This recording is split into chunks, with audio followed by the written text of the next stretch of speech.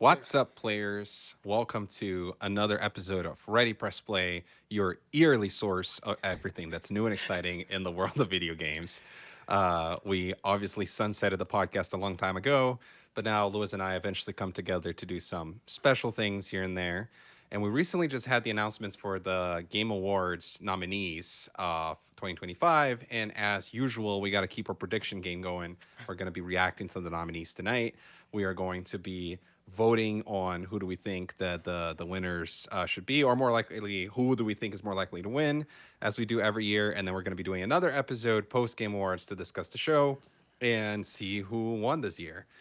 So as usually, it's not correct, but as usual, I am joined by my wonderful co-host, Mr. Louis Menchaca.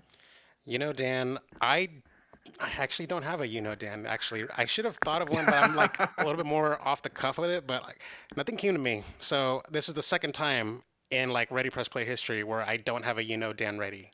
So As the there. audience can tell, we're a little rusty. We don't do these as much anymore. And we're also live today on twitch.tv/readypressplay, which adds an extra layer of potential nerves, as we are,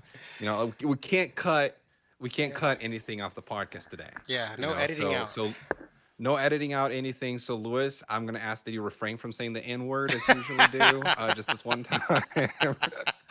Because, we're live on Twitch and we're Yeah, not going to be able to cut that out. that's So, true. That's true.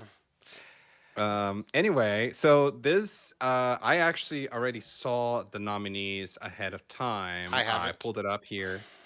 And the funny thing is, I've played so little of the games that actually came out this year. I played a decent amount of games this year. I played older games. So I played very little of the games that are actually nominated. There's maybe two that I can speak to in some regard. I know that there's a lot of games here that people are really excited about. And so it's going to be hard to predict, Lewis, this year. I don't know if you're in a similar boat, but I feel like I don't have as much knowledge base for these games as I usually would. So I'm gonna have to go off of like general perception of popularity. As we know, these are usually a popularity contest Mm-hmm. to some in some way or another. I guess studio track record, like studios that have won awards before, probably have a higher chance of winning them again. I don't know. That's kind of what I'm looking at. What about you? Yeah, I mean, I try to be more of a gamer this year, so I try to play more games, and like I only played one of these games that are nominated for Game of the Year. It's pretty obvious which one it is, and Daniel didn't because I told him to, but he sucks ass, so it's whatever.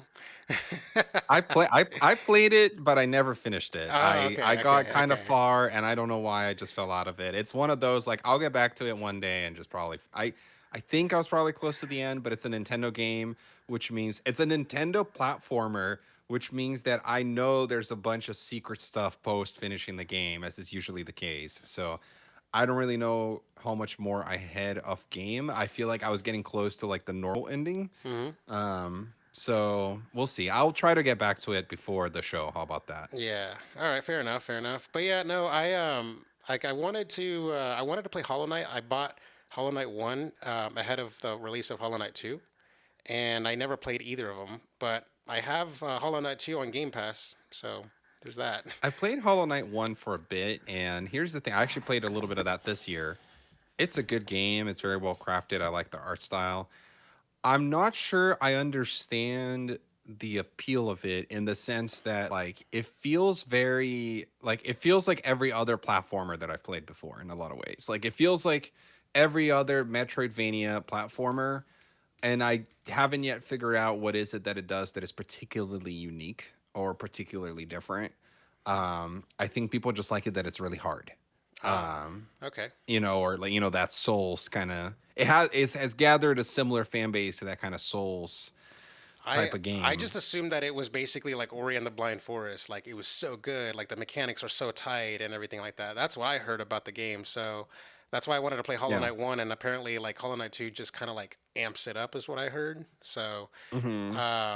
even like I heard stories like even like the pirates that like pirate games and stuff saying no, you should actually just buy this game, like that kind of stuff. That's So cool. so but yeah, the otherwise like this is I mean, like I said, I just barely just saw just the first two categories, like game direction and game of the year, and I haven't seen Mhm. anything else. So everything else will be my genuine reaction. But just having seen just the lineup, overall, like I actually do feel like this is actually one of the stronger years. Like I've always more was like, if you ever like watch our old podcasts and stuff like that, you know that I tend to be more disappointed in Game of the Year and like the sorry crop of that, the sorry lot that there is and stuff like that. But here, I Mhm. actually do feel like it's at least a good solid three-horse race because three of Mhm. these games had a very good time in the sunlight in the sun and they had their shine at the time in which they came out. Like now, granted, like the conversation has moved on, but like I would say, like I still do remember the feels and the vibes that like these three games have brought to the table. Whereas the other three games they kind of have like I don't know, like not necessarily the punch, but at least like some legacy. So like everyone likes Death Stranding one, and then Hades one was like this like I don't know, this like come to Jesus moment that I remember like people were talking about all the time. So Mhm. so now it's like you got those two in there and then like a little like I think it's like a tactical RPG just sprinkled in there, just like Kingdom Come. Yeah. So yeah. It's I think this game of the year list is very interesting because it's a very interesting representation of where the industry is at the moment. You got a resurgence of double A. You got a strong like European Japanese presence here. You got indies, like more than one indie. And not really like you're not seeing as much of the traditional like your traditional companies here, right? Like Yeah, Ghost of Yote your isn't Naughty on here. Dogs and yeah, like From Software, Naughty Dog, Sony Santa Monica, like none of these are here, right? And it's not necessarily because they had bad releases. It's more that they just didn't have a release this year, or for some of them. And it's we've come from these years of like tons of layoffs, tons of game cancellations. And when I've talked about my career in the podcast before, I believe I've mentioned that I've worked on 3 different canceled games in the last 3 years. And so I think that shows in a lot of ways in the contenders this year because we're seeing a lot of those like the middle of the games industry that is between like small indie and triple A that for a while had kind of disappeared and now is having this strong resurgence through games like Kingdom Come Deliverance, through games like Baldur's Gate, like in the last few years, games like Hades that are like it's basically like a triple I, right? It's like an indie that now has like a lot of like a very strong reputation behind it and a decent amount of people working on it.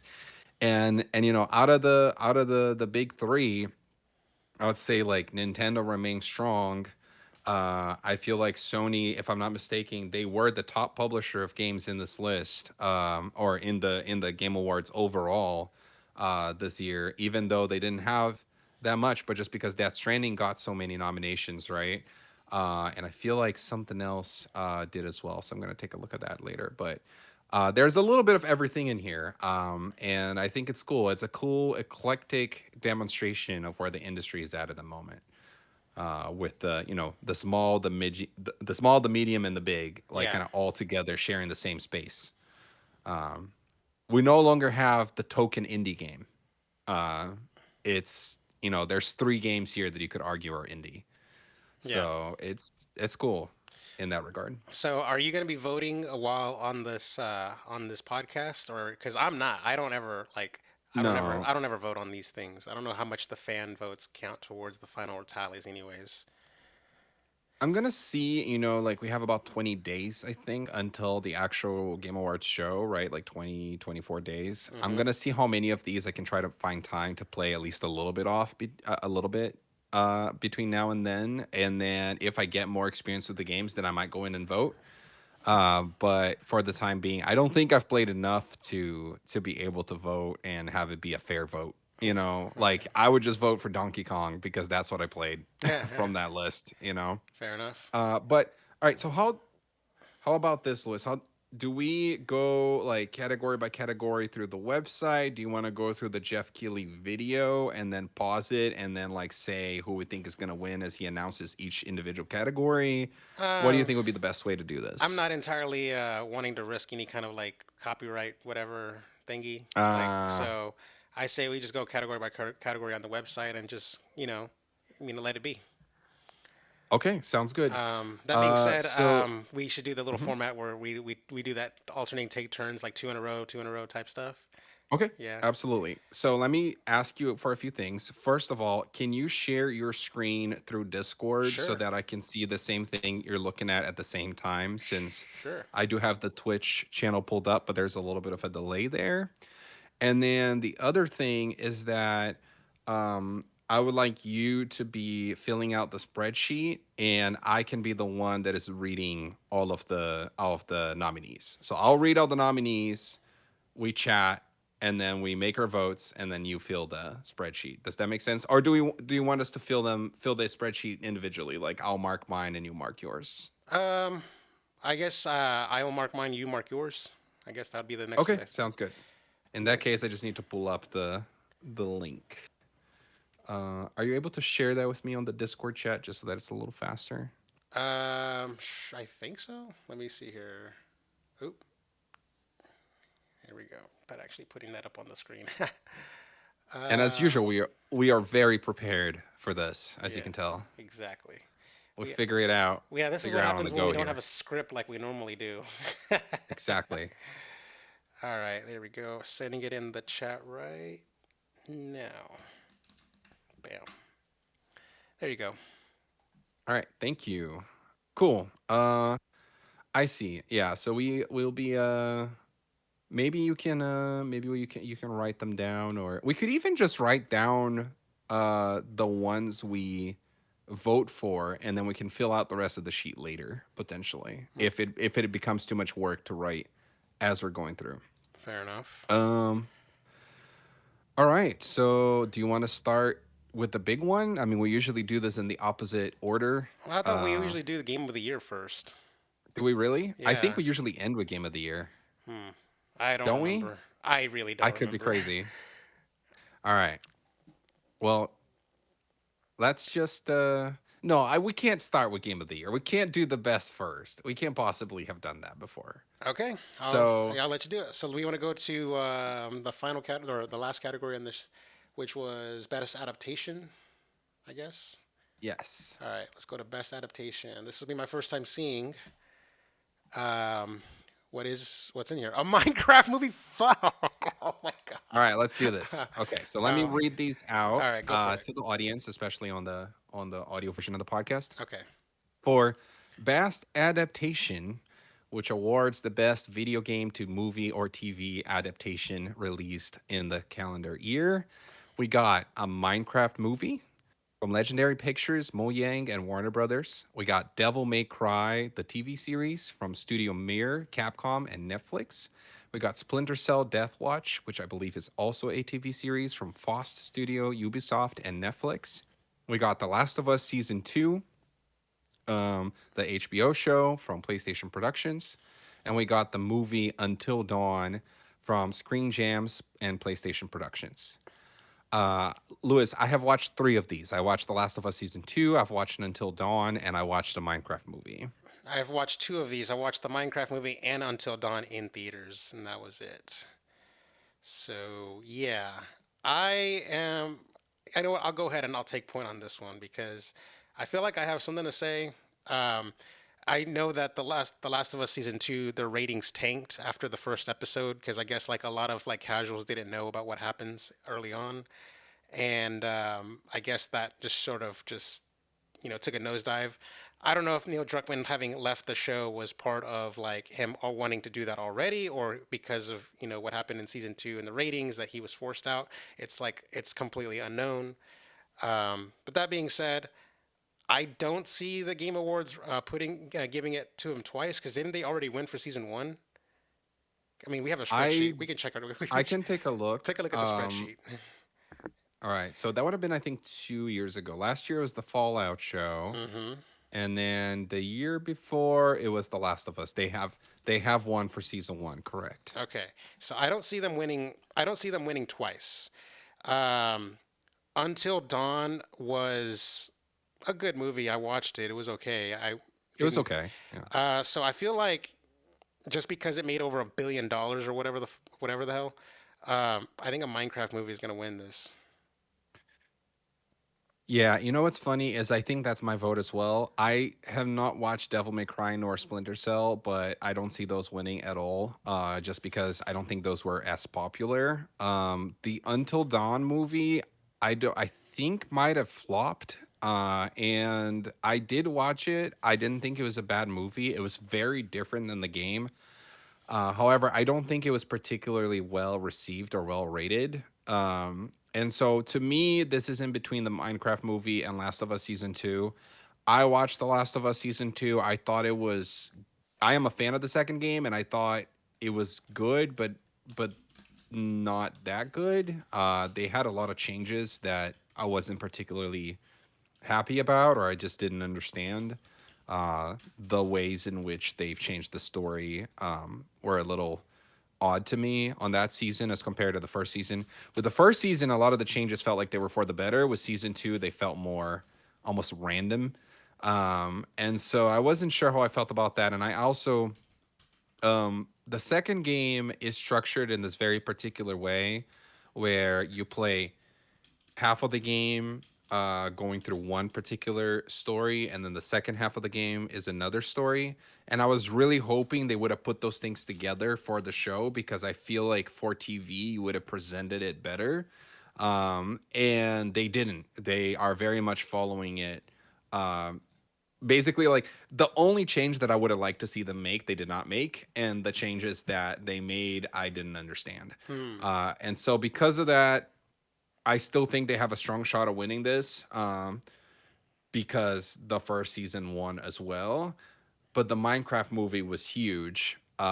It was funny. I had some good laughs in the theaters. I don't think it was a particularly great movie, but I think a Minecraft movie is going to win. Yeah, I think if it's just going off of a popularity contest, the fact that it was like only one of two movies this year that's made over $1 billion, it's gonna Yeah. win. And also, you can have like Jack Black going up on stage and accepting the award, and then also he can promote Anaconda or whatever the hell. It's like great cross promotion. Like it just sort of like works itself. And also, Black can be promoting the Mario Galaxy movie or something with a new trailer or He's something. just at everything now. It's the Jack Black era again. Yeah, but also I'm just surprised. I thought Arcane came out this year, like the new season of Arcane came out. Like I'm surprised I didn't get like nominated or uh, like anything else. I Like yeah, I watched all of Arcane, I think early this year. I really liked it. I wish there were more seasons, but it sounds like season two was very much the end of the story. But I don't know if that was this year. I think that was at the end. Yeah, I just looked it up. That was the end of 2024, so I think that might have not been eligible. interesting. But yeah, Yeah. I mean yeah, I guess this has got to be one of the I will say this, if Arcane was nominated here, like that would have had my vote in a heartbeat. yeah. Because I think Arcane season 2 was significantly better than all of these. And in fact, we talked a lot about how And like video game adaptations were getting a lot better. I feel like this is a weak-ish year yeah. compared to what recent years have been. Oh, and Arcane was Um, nominated last year, by the way. It just lost to Fallout. mhm. Yeah. So yeah, interesting. Okay. All right, so Next, next up, do you want to go to best esports esports game. game? Yeah, best All right. esports game. All right. Here we go. And got it.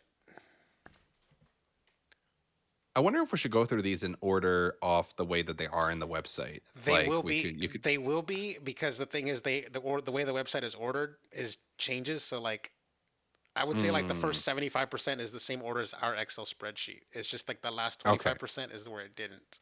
But yeah, Okay, that makes sense. yeah. So for best esports game, we got Counter Strike 2, Dota 2, League of Legends, Mobile Legends Bang Bang, and Valorant. Oh my Uh, God, and it's for, like rinse and I, repeat. God. yes, and I'm supposed to start with this one, Yeah. and I tend to go back and look at who has won in previous years whenever we vote for this category. So let's see, we got League of Legends last year, Valorant the year before, um, and then also Valorant the year before. It looks like. So Riot's got this in the bag. League of Legends the year before that. Riot has won this in every year that we have tracked it. But Uh, just a different game each time, right? yeah. So the question is, will it be Valorant or will it be League of Legends? Hmm. I almost want to go look at like Oh, I don't think these games are on Steam. Like if you could look at like the Steam numbers to see which one is like more popular right now. Mm-hmm. Um I'm gonna give it I'm gonna give it to Valorant. Okay. I was thinking the same thing, but I might want to just counterpick you instead because we got to hedge our bets a little bit. Yeah. Um, Let me look at the track record again. So League of Legends won last year, so they're not likely to win this year.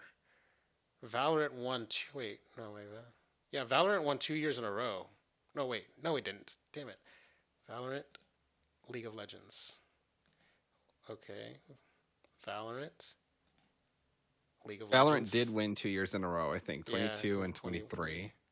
League of Legends. Oh, it just keeps changing hands between League of Legends and Valorant. So Yep, that's why I made this. okay, so are we? You're betting that Valorant's gonna win 2 years in a, or sorry, that League of Legends won't win 2 years in a row is what you're Yes, you're. I'm betting that it will go back, like it's alternating, right? Okay, But if you go back far enough, there are times in which it repeated, correct? So I okay. am betting that it's going to go back to Valorant after, it's like these two teams at Riot are giving the trophy back and forth. Sometimes they'll hold it for 2 years and then they give it to the other person. So I'm betting that League of Legends is going to give it back to Valorant this year. Hmm. Uh, you know what? We're one of us is bound to be right if it's 100%. We're 100% guaranteed to win this. So I will go ahead Yeah. and vote. I will go ahead and vote League of Legends, so that way one of us will be right. Okay. It would be really funny if a Neither of random game us. won this year, though. Yeah, neither of it. If Mobile Legends Bang Bang, a game I never heard of until now, wins. hmm I believe that's one of those that's pretty big in Asian territories. So Hmm. you never know.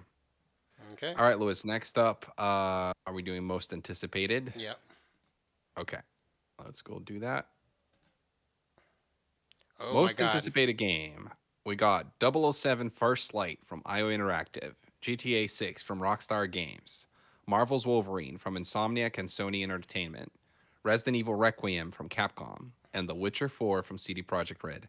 I feel like this is the It's easiest just yeah, category I've ever seen. yeah. There's not even a debate on this one.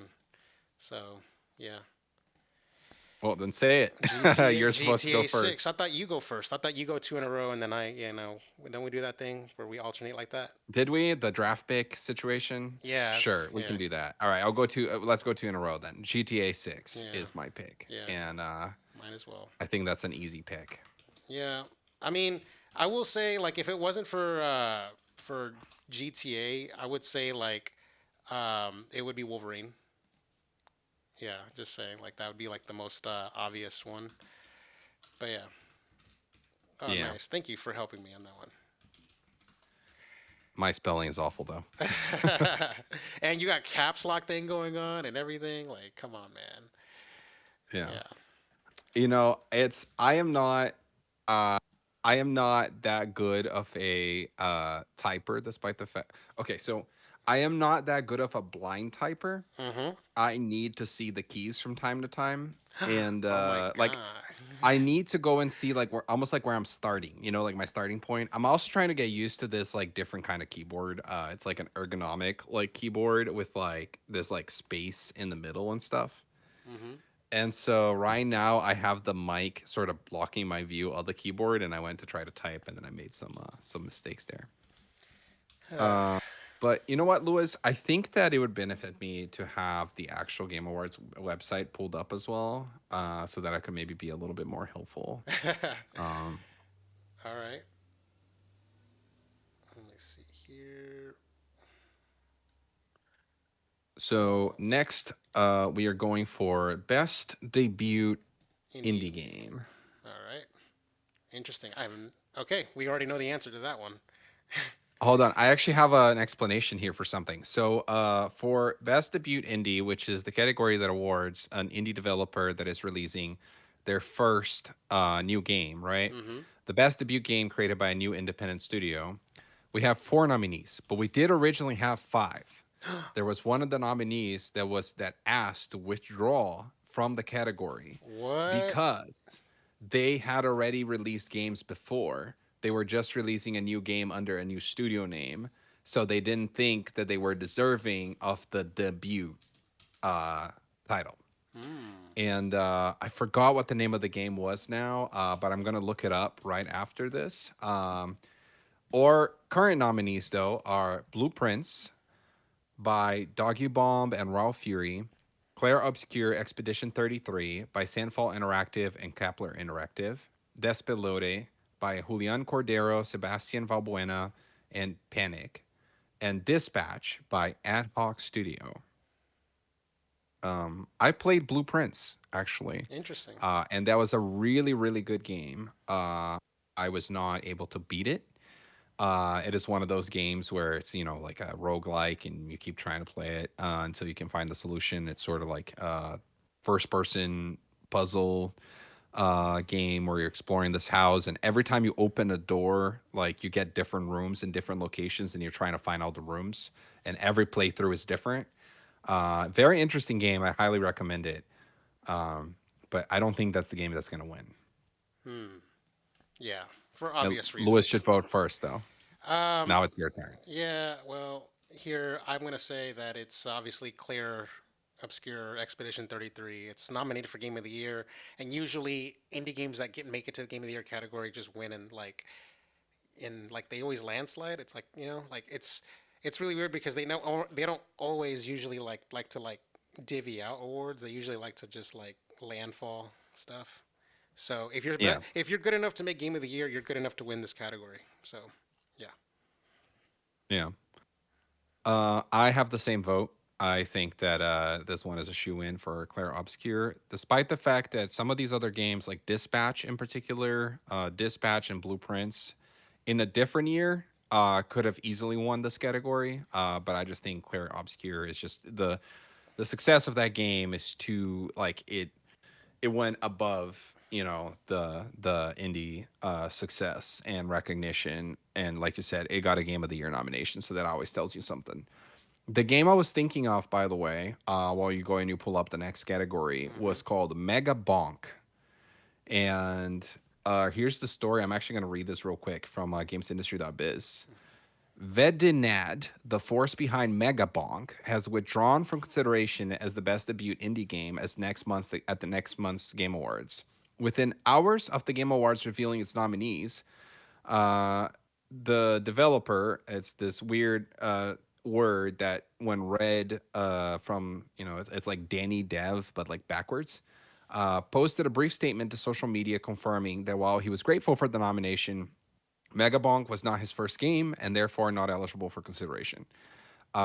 So basically, this person I think is anonymous, but they are claiming to have released games under a different studio in Hmm. the past. Hmm. And so they didn't want to, I guess, props to them. They didn't want to potentially like steal the thunder from people that were actually releasing their first game. So I thought that was interesting. Hmm. There's now some theories online as well as to who this dev is and what games they might have released before. So you can go down that Hmm. rabbit hole if you're interested.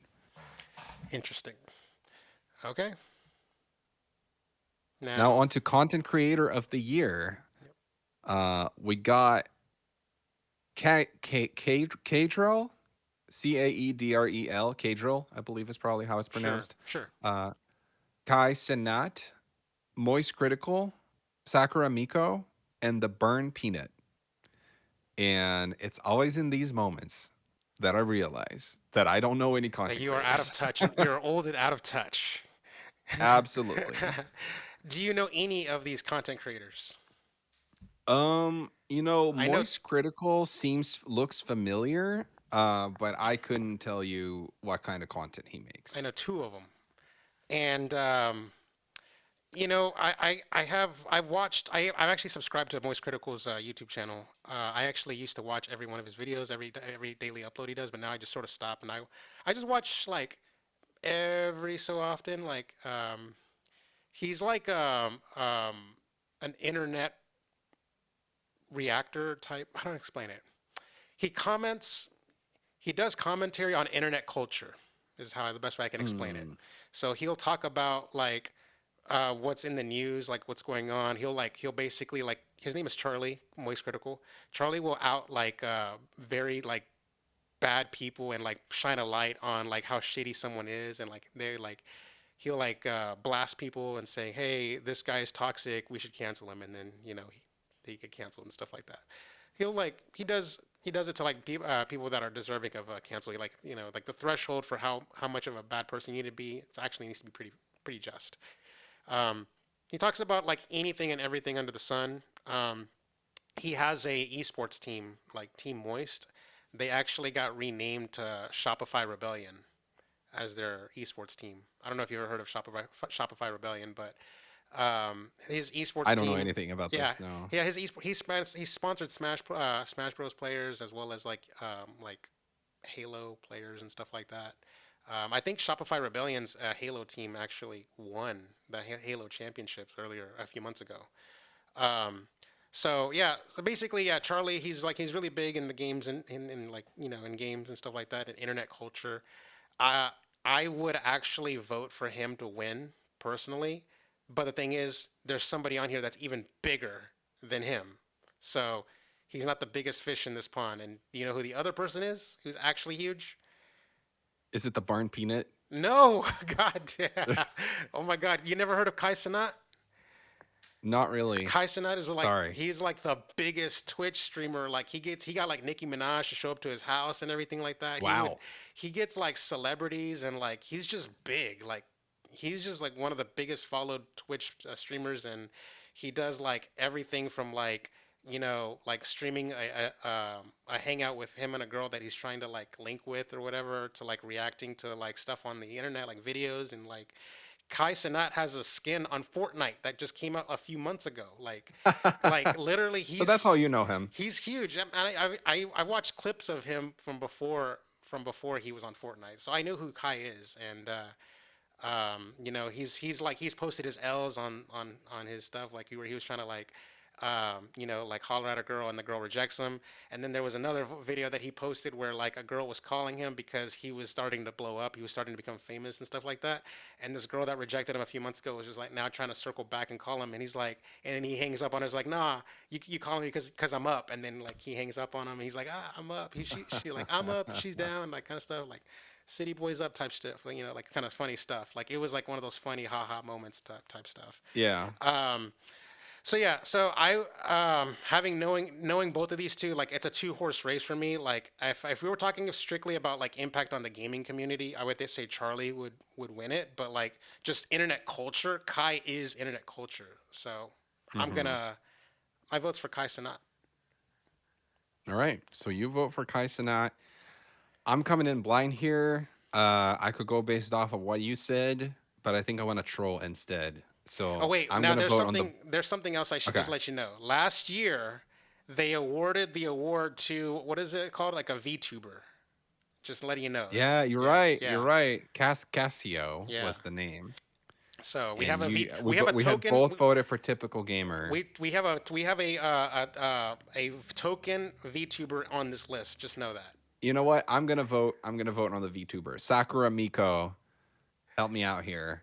Wait. So who were you going to originally vote for before I said the about the VTuber thing? I would have voted for the Barn Peanut. So I'm in between the Barn Peanut and Sakura Miko here, but I'm gonna give it to Sakura Miko ultimately. So I'm Now, gonna I will say marching this. Now, hard down. there is something that you should. I noticed that, like, after I lost because of Typical Gamer didn't win, I went back and looked at the records, and I noticed that there was always a token Fortnite YouTuber or streamer, Mm, and there isn't one now. At least unless I know, unless Kydrel is a Fortnite streamer and I don't know about it, but like there isn't a token Fortnite streamer. But every year when the token Fortnite streamer gets nominated, they never win. So every time when I knew who they were, I voted for them because I knew who they were, and then it turns out they didn't get the win.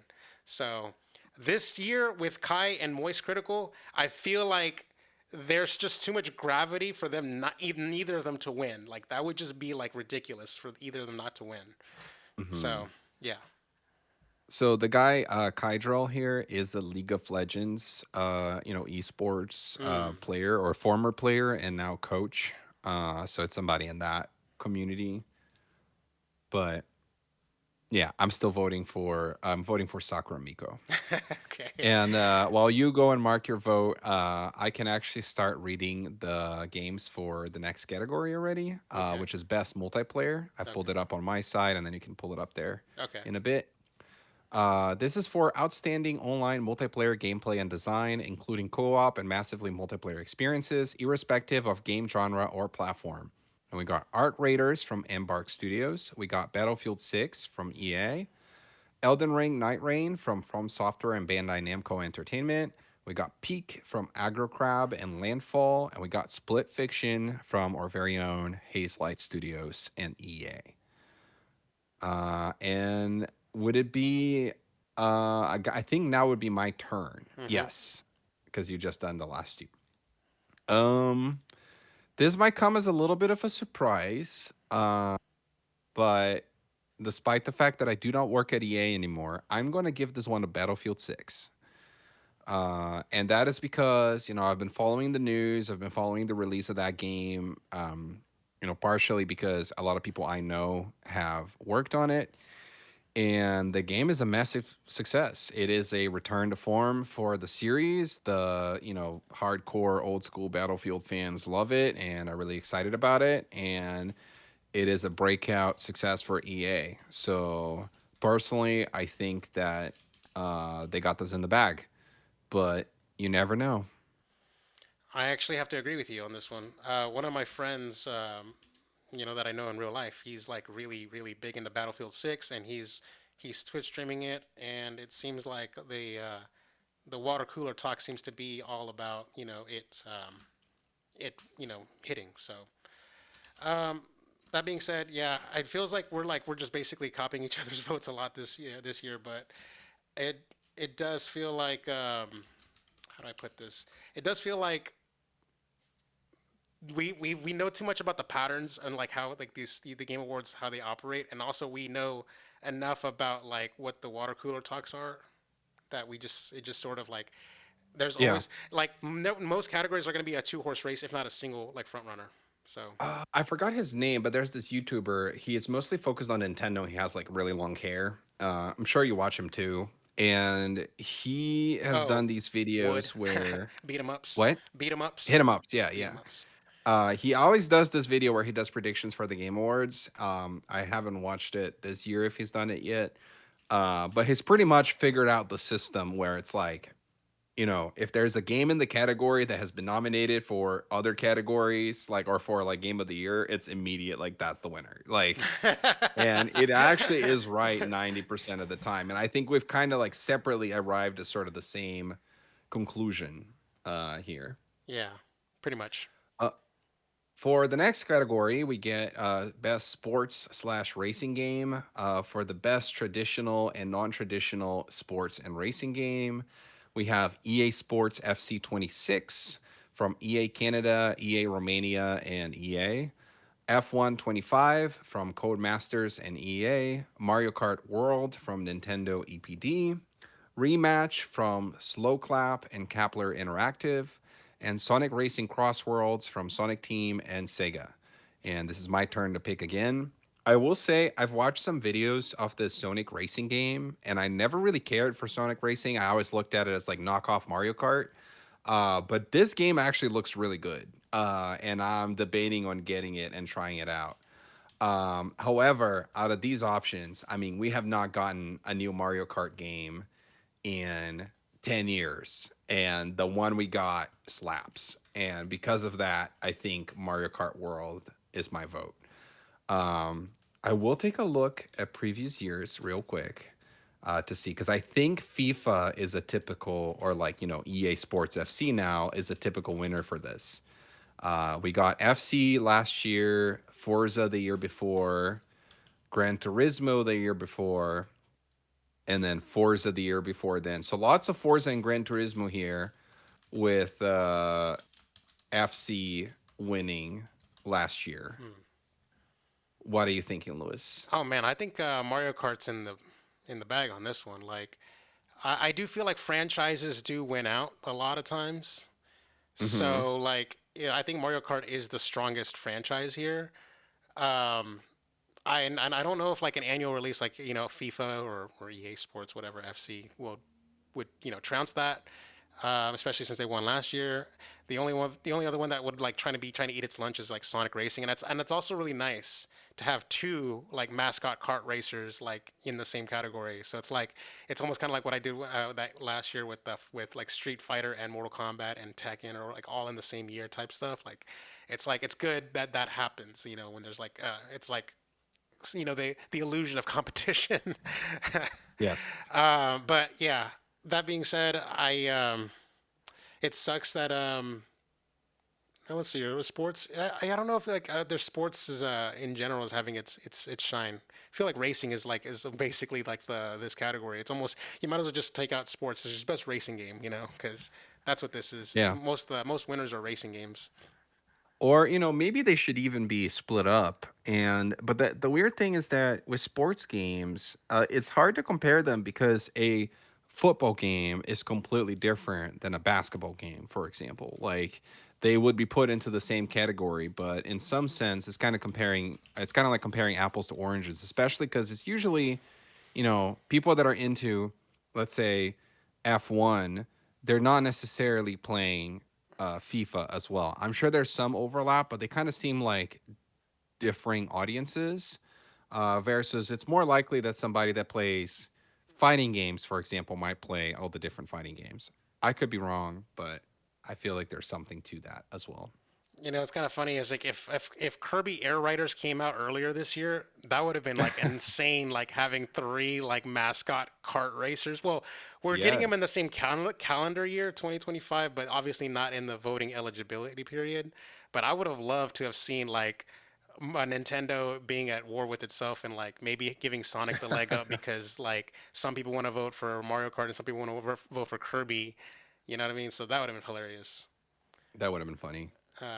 Also, Our didn't next category. Oh, Yeah, sorry. I go was gonna ahead. say, didn't wasn't there like a Disney kart racing game that came out this year, or am I tripping? Oh, I don't really remember that. Yeah. Well, Maybe that one, Disney Speedstorm. yeah, Disney Speedstorm. Didn't that come out this year? Because that would have been funny, like if it's just all kart racers. But yeah, Yeah, where's Garfield Kart? I know there was like a Um, Nickelodeon kart, but that was like 3 years ago. hmm Um, it's It no, looks like Disney Speedstorm came out three a years, bit ago, 2 years ago, actually. 2 years ago. Yeah. Yeah, I just looked it up. But yeah, we can always dream. But anyways, Yeah, next remember when you were like kind of expecting like all the big fighting games to come out in the same year, but then I think one of them at least was delayed out of the Tekken year. Tekken got delayed. Yeah. Yeah, I know those bastards. For best sim/strategy game, it's the best game focused on real-time or turn-based simulation or strategy gameplay, irrespective of platform. And we got Final Fantasy Tactics, the Ivalice Chronicles from Square Enix, Jurassic World Evolution 3 from Frontier Developments, Sid Meier's Civilization 7 from Firaxis Games in 2K, Tempest Rising from Slipgate Ironworks in 3D Realms, The Alters from 11-Bit Studios, and Two Point Museum from Two Point Studios and Sega. It's my turn to Lewis, vote, you right? start. Yeah. Yeah. Okay. So here's my thinking on this.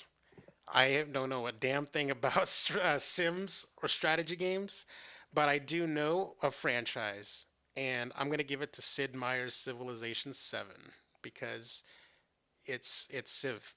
That's why. Yep. I think that's a solid choice. Uh Funny enough, it's this Civ game came out, and right around the time that it came out, I was finding myself playing Civ 5 and 6 again. And then I ended up never getting Civ 7. It was I kind of did the like I'm gonna wait a bit. I'm gonna wait till this is on sale. And there hasn't been a substantial sale yet, as far as I can tell. I think the game was a success, but I haven't followed too much of the response, and I feel like I haven't heard that much about it. Now, that's also true for a lot of these other games. Um, but there's one game in here, Two Point Museum, which I'm pretty sure was nominated for other categories as well. Hmm. And there's part of me that just on that alone would want to vote for it. But wait, I'm wrong. It's not. I guess I dreamed that. Um, I feel like Two Point Museum has a more like broad mainstream appeal, and It's like from like the same developers as like the other like 2 point something games. But I'm gonna vote for Civilization as well. Ah, all right. Let me and then the So next category. I did Civ Go ahead. previous Civ one before, right? Like Civ 6 one. Dude, Civ 6 came out so long ago that I don't even know if we were already doing Ready Press Play then. Yeah, Civ 6 came out in 2016. That's how long it's been. Um, but you know what? I'm gonna go and I'm gonna look up the Game Awards winners from 2016. And I'm gonna look for that Well, information for us here. cause in my head like It Sid did. It did win. Meier's. Oh, okay, yeah, yeah. There we go. Cause in my head like Sid Meier's is like the like if like they'll count like expansions as like a new game, you know. So Sometimes, yeah, yeah. I mean, the Game Awards have always kind of played fast and loose with those rules, right? Like it's, I believe it was last year where an expansion was nominated for Game of the Year, and that had some, some response from people that either agreed or disagree with well, it. just like this one like best multiplayer isn't like Elden Ring Night Rain like that expansion that got nominated last year. Is it? I don't even remember. I thought that was something else. I think Elden Ring Night Rain is the multiplayer. It's like a co-op Oh right, yeah, game, that's right. right? Yeah, Isn't it? yeah, that's right. It has like the Fortnite thing where you drop down and stuff like that. You're right. Yeah. Yep. Yeah, no, that one actually came out this year, but I think it was a different like Elden Ring expansion that was nominated last year. So we're getting a lot of Elden Ring is the point here. All right. Our next category is for best family game. For the best game appropriate for family play, irrespective of genre or platform. And for this, we got Donkey Kong Bonanza from Nintendo EPD, Lego Party from SMG Studio and Fictions, Lego Voyagers from Lightbrick Studios and Annapurna Interactive, Mario Kart World from Nintendo EPD, Sonic Racing Cross Worlds from Sonic Team and Sega, and Split Fiction from Hazelight and EA. I guess would now be my turn again. Sure. I it would be really cool to see Donkey Kong win in this category, but I think it's going to go to Mario Kart. Yeah, I agree. I was actually gonna vote Mario Kart on this one.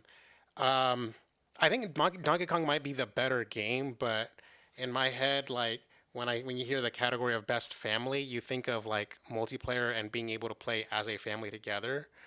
Like Donkey Kong is such a single player game, and it's like you'd basically be put in a situation where you have to like basically watch someone else play with them at the couch type thing. And I'm not sure if that makes for a good like best family category.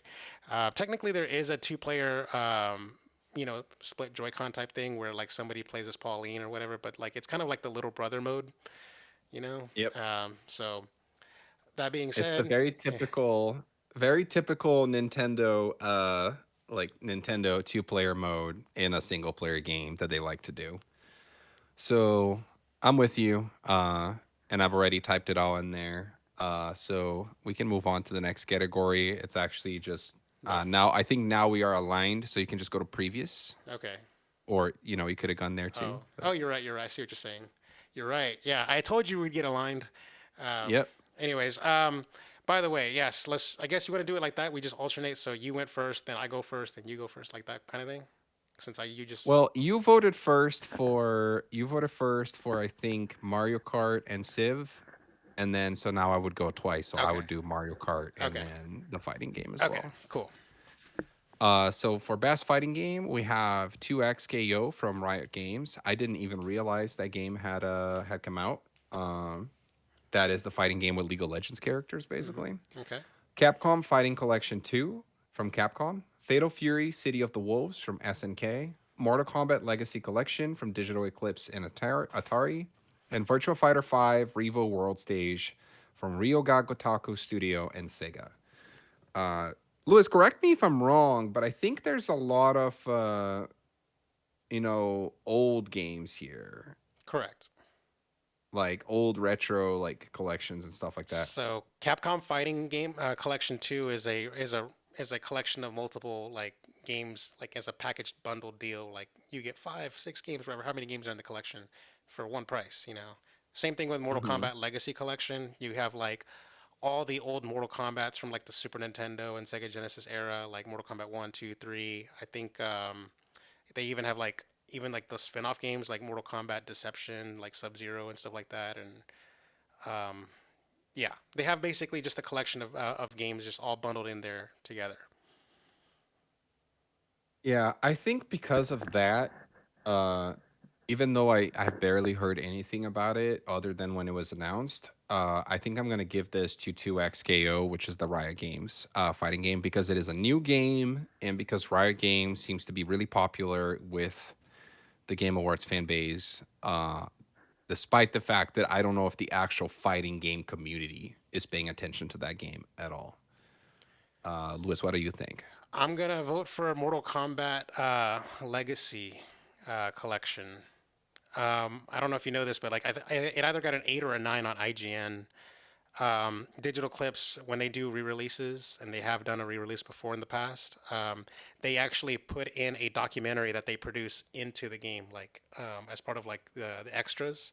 So they have a whole Oh, nice. documentary of the making of the original first Mortal Kombat and the controversies surrounding it, and like you know, the bankruptcy with Midway, and how they reformed to become NetherRealm Studio and all that kind of stuff. Basically, like they just have like a breadth of like history lessons that's like tied into it. And I think it's one of those kind of things that, you know, when people talk about like preservation of video games, so like these are like high quality releases of like the original like arcade ports, the Super Nintendo versions, the Sega Genesis versions that have like online multiplayer in there. And they put a lot of tender love and care and attention into these games. I actually even put my money where my mouth is because I actually spent an extra $10 for a physical copy of the game. So like if you pay like a physical version of the PS5 version, you get the whole game for $60, digital or physical. But there's a Switch 2 version and that they charge $70 for it. And I bought the $70 version of it because the actual game comes inside the cartridge. It's not a virtual game card. And because Mm. Nintendo, they only make one size cartridges, and that's 64 gigabyte cards. They don't need 64 gigabytes, but they have to because that's the only way to produce like the ROMs inside the cartridge. And so basically, they're passing that extra expense onto the consumer. And as someone who's like very much prefer physical media, I'm actually putting my money where my mouth is, and I'm actually forking over that money for that extra benefit of like not having to have a virtual game card or whatever. So Yeah, that makes sense. I mean, you gotta vote with your wallet, wallet, yeah, right? exactly. So the main thing is the only my only hesitation about voting for a Mortal Kombat Legacy Collection is that all the ports are all different. So it came out on PC, Nintendo Switch 2, Xbox, and PlayStation. So five platforms all at once. The physical versions of the game come out in a couple of weeks in December, something like early December. I'm gonna get my shipment in later, my pre-order in later. The digital versions are already out, so you can buy and play the games digitally. You have to wait an extra month or so for the physical versions. That kind of sucks for me. But I've already seen the reviews, and the latency, like the delay, is actually different on every platform. With the PS5 being the worst, about 8 frames of delay.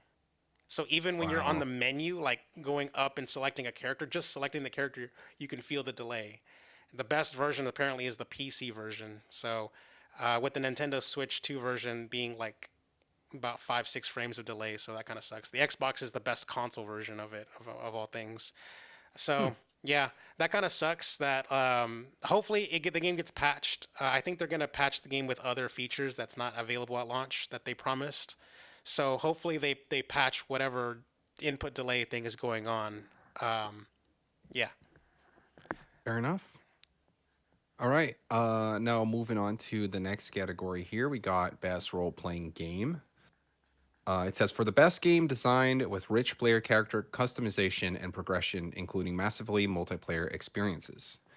And the nominees are Avowed from Obsidian Entertainment and Xbox Game Studios, Claire Obscure Expedition 33 from Sandfall Interactive and Kepler Interactive, Kingdom Come Deliverance 2 from Warhouse Studios and Deep Silver, Monster Hunter Wilds from Capcom, and The Outer Worlds 2 from Obsidian Entertainment and Xbox Game Studios.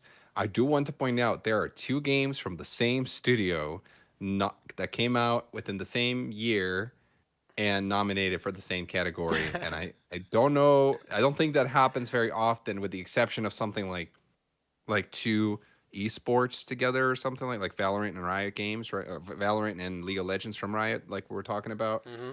But for actual like single player RPGs, that's kind of wild. I mean, like Nintendo would be the only other That's true. studio that would pull that kind of thing off, because they're self-produced games. Um, I gotta say, yeah, there are two Game of the Year nominees, and there are two games from the same studio. That's like Yeah. interesting. Um, I don't know whose turn is first, but I'm gonna say that the Outer Should be Worlds. you. Oh yeah, the Outer Worlds 2. It's kind of funny how like the game they try to like put the game up to $80 when Mario Kart went first, and then they took it back when the pre-orders weren't coming in hot. So um, I don't know. I haven't heard anything good or positive, anything like any kind of like water cooler talk about like how people are raving about the Outer Worlds 2. Because I know Outer Worlds 1 had it, but this one isn't. So I'm prone to like want to like lean between the two winners of the game, two nominees of the Game of the Year. So on the basis I of think that, that is the easy vote, is to yeah, vote for the one of the nominees for Game of the Year. on the basis of that, I'm gonna go with the front runner that I think is like it's got the momentum, and that's Claire Obscure Expedition 33. So And I'm sorry to keep things boring, but I have the same vote as you. In fact, I think that Claire Obscure Expedition 33 is going to win every category that it is nominated for. I am spoiling my votes, but it is very much the game that, in my sort of like tangential involvement with the industry and the media this year, because I wasn't watching too much stuff. It is the game that by far I heard the most about. It is the game that I most had people reaching out to me like, "Hey, are you playing this yet?" Was that game, and so I think that that will be the game of the sweep this year, which is nuts considering that it was a game that was made by, I believe, 33 people, damn. and it's no accident that that's in the name. But I was curious to see, I know some of these games had kind of mixed reception, but I was curious to go and see what the Metacritic was and see if that had any kind of indication for a winner here. And I'm gonna go in order. So I just looked up Avowed, and that has an 80 on Metacritic. Then Claire Obscure Expedition 33 has a 92. Kingdom Come Deliverance 2 has an 88. Monster Hunter Wilds has a 88 as well. And then The Outer Worlds 2 has an 83. Hmm. So basically, Claire Obscure Expedition 33 is also the most well received game in this list. Um, yeah, I think that's a sort of an easy one to predict, to be honest. Yeah. All right. Well, we're there's not much debate on this one. Yeah. That's true. Well, that's cool. That's good. I like the pace that we're going through these now. By the way, I want to get to the big ones. Up next, we got Best Action Adventure. That is for the best action adventure game, combining combat with traversal and puzzle solving. And we got Death Stranding 2 on the Beach by Kojima Productions and Sony Interactive Entertainment. We got Ghost of Yote by Sucker Punch Production and Sony Interactive Entertainment. Hollow Knight Silksong by Team Cherry. Indiana Jones and the Great Circle by Machine Games and Bethesda Softworks. And Split Fiction by Hazelight Studios and EA. Despite the fact that Split Fiction was not nominated to Game of the Year, I am happy to see that they gathered a decent amount of nominations altogether. And I think it's going to be one of those, like, I don't think they're going to win anything. But if they did, they would be cool. And if they don't, well, at least they were nominated, you know. Yeah. Okay. So here we go. I'm just going to let you know right now before we begin. I just want to let you know my Audacity crashed. So Oh, okay. you're gonna have to resync it from here. Like, so make a mental note I of what the see. timestamp is or whatever. But yeah, I Okay. just from when I just Well, started I'll talking figure it is out. whenever you can just throw it in. But I think there's a way to recover the little audio gap just based off of the live stream. So you'll have to like edit or something. Okay, no But problem. anyways, Did you that run out of RAM or I something? did. I'm a bitch and I Yeah, ran out of disk space. it happens. Anyways, whose turn is it? My turn again? Yes. Okay. So if we're doing the 2 and 2, it should be your turn again. Okay, here we go. So I have played two of these games. I played Indiana Jones and the Great Circle on Game Pass. I did not beat the game. I was like actually on track to 100% the game, and then I just stopped playing the game because I got busy in life. I've done that before. So that kind of sucks. That being said, I actually did like Indiana Jones and the Great Circle. Um, I off of like just sheer willpower, if I were to like have it my way, I would give it to Indiana Jones. But the problem is that like the Game Awards doesn't like ever like give me what I want. Yeah. So um, I'm gonna go off of the hype and go with Hollow Knight on this one. Okay. Um, I think we're gonna split the vote. Um, and here's the thing. I actually, have not played Indiana Jones, but I would like to see them win this category because I would like to see them get some recognition. I've heard the game is really exceptional. And we haven't really seen a lot of exceptional stuff come out of the studios under Microsoft the last few years, especially when it comes to like recognition and awards. And because of that, I would root for Indiana Jones to win here. But we've learned from experience that the game that will win is a game that was nominated for Game of the Year if one is present in the category. And because of that, I think it's really between Death Stranding, Ghost of Yote, and Hollow Knight Silk Song. You picked Hollow Knight. I think that's a fair pick. I'm gonna split this one with you, and I'm gonna go on Death Stranding. Um, Oh, I thought you were gonna split it with Indiana Jones. That's crazy. no, Cause I yeah, think Indiana Jones is like fourth or fifth place here.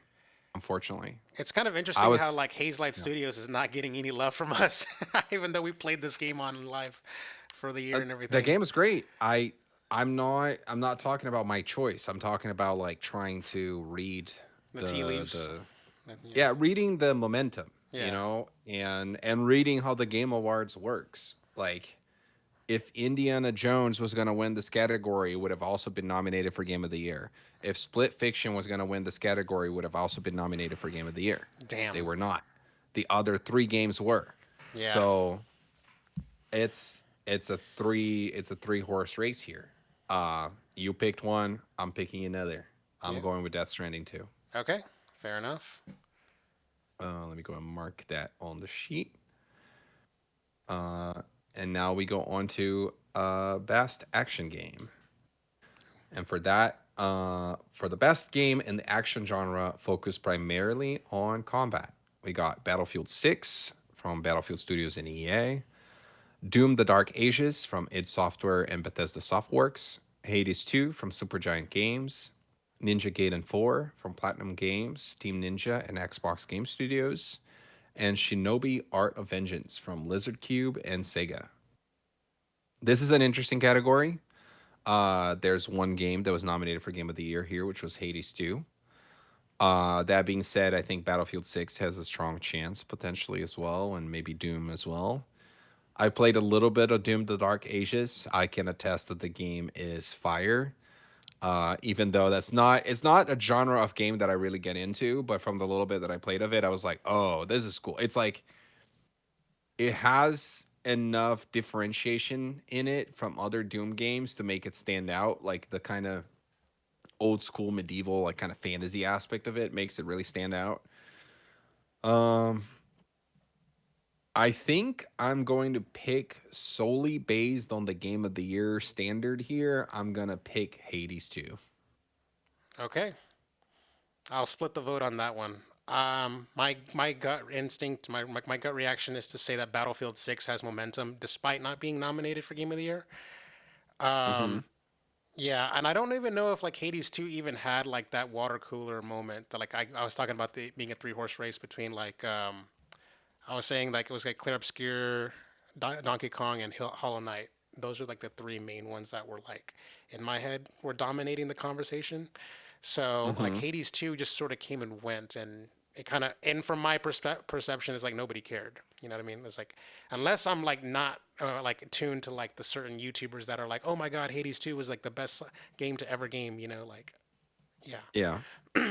It's I've been having that thought about a lot of the games though, and I wonder if I'm just not in tune anymore. Because I'm not really consuming a lot of games media content nowadays. I'll occasionally watch something more about like industry kind of analysis and like industry trends or like AI and how it's gonna ruin everything or stuff like that. Like, but not as much actual content about new games. And so a lot of these games feel that way to me. Like when I see like Death Stranding 2, which I even just voted for on the last category, gave me a similar kind of vibe of like, did people really talk about this? Like I didn't really hear much about it. I heard way more about Death Stranding 1 in comparison. That's how I feel about Hades. Like same thing. I heard a lot about Battlefield 6, but I'm a little biased there because I did just leave EA a few months ago. So, yeah, I don't know. We'll see. But yeah. We'll see. The next category is best VR/AR game for the best game experience playable in virtual or augmented reality, irrespective of platform. And we got Alien Rogue Incursion from Servios, Arcan Age from Vitruvius VR, Ghost Town from Fireproof Games, Marvel's Deadpool VR from Twisted Pixel Games and Oculus Studios, and The Midnight Walk from Moonhood and Fast Travel Games. Now, correct me if I'm wrong, but I feel like I just saw the Marvel's Deadpool VR review on IGN go up either yesterday or today or whatever. So they literally Really? I'm just now seeing it on my feed. Like, I haven't seen the review yet. It was on my to-do list, but like, it feels like they just posted a review of it. So, It could have just come out. I remembered I think there was an announcement for it in a some sort of direct, or it could have even been like the last Game Awards, and I vaguely remember that. They were doing the very Deadpool thing of like breaking the fourth wall a lot in the mhm. trailer. Now I'm not sure when the game came out, but I'd be happy to look it up while you decide on who to vote for, Lewis, It's my because turn to go that first. it's your turn to go first for the All next right. two. Okay. Um, I have not heard of any of these games. I feel like I might have heard of Ghost Town before, like, but I just don't know. Like, I'm gonna just go off of just name recognition and just concede that like Marvel's Deadpool VR would win. I don't know what the score. I don't know what IGN gave it. For all I know, IGN could have given it a 4, and I looked like really dumb, like for not having already watched the video before I casted my prediction. But um, name recognition, like it's the best brand here besides maybe Alien. So and I'm going with Alien. okay, I'm gonna tell you that. I'm going with Alien.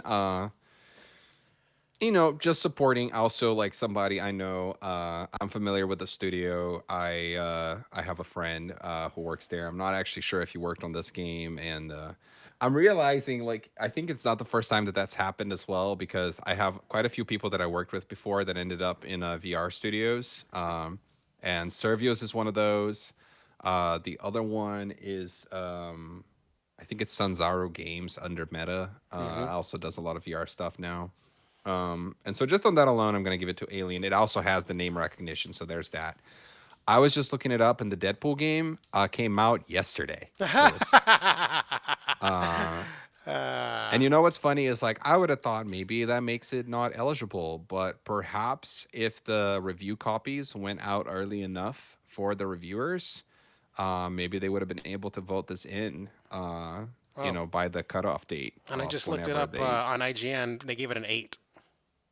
Okay, solid. So I got, if anything, I Um, just made a good like case just off of that strong brand, strong yes. score, It's got recency bias because it just came out. Like, ah, chef's kiss, trifecta.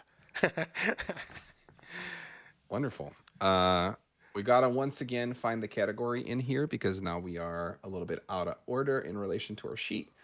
The next one is innovation in accessibility, Okay. which recognizes software and or hardware that is pushing the medium forward by adding features, technology, and content to help games be played and enjoyed by an ever even wider audience.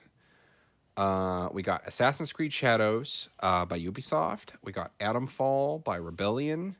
We got Doom: The Dark Ages by id Software and Bethesda Softworks. EA Sports FC 26 by EA Canada, Romania, and just EA. And South of Midnight by Compulsion Games and Xbox Game Studios. Oh, look at them getting a nomination. South of Midnight like got some bad reviews altogether, but I'm guessing if they did something right if they did some innovation and accessibility. So yeah, it's my turn, right? Yes. Okay, I'm gonna go straight for Doom: The Dark Ages. I feel like Microsoft, like Xbox, has like have like this like mandate from on high to really push accessibility, especially since they have that adaptive controller that they invented and everything. So I could just imagine like Doom: The Dark Ages having a lot of like sound based stuff, like color based stuff, like what is it called, like colorblind mode and all these other things that like The Last of Us part 2 did, but just like for first person shooters, like stuff that makes it easier for people to play the game and very accessible.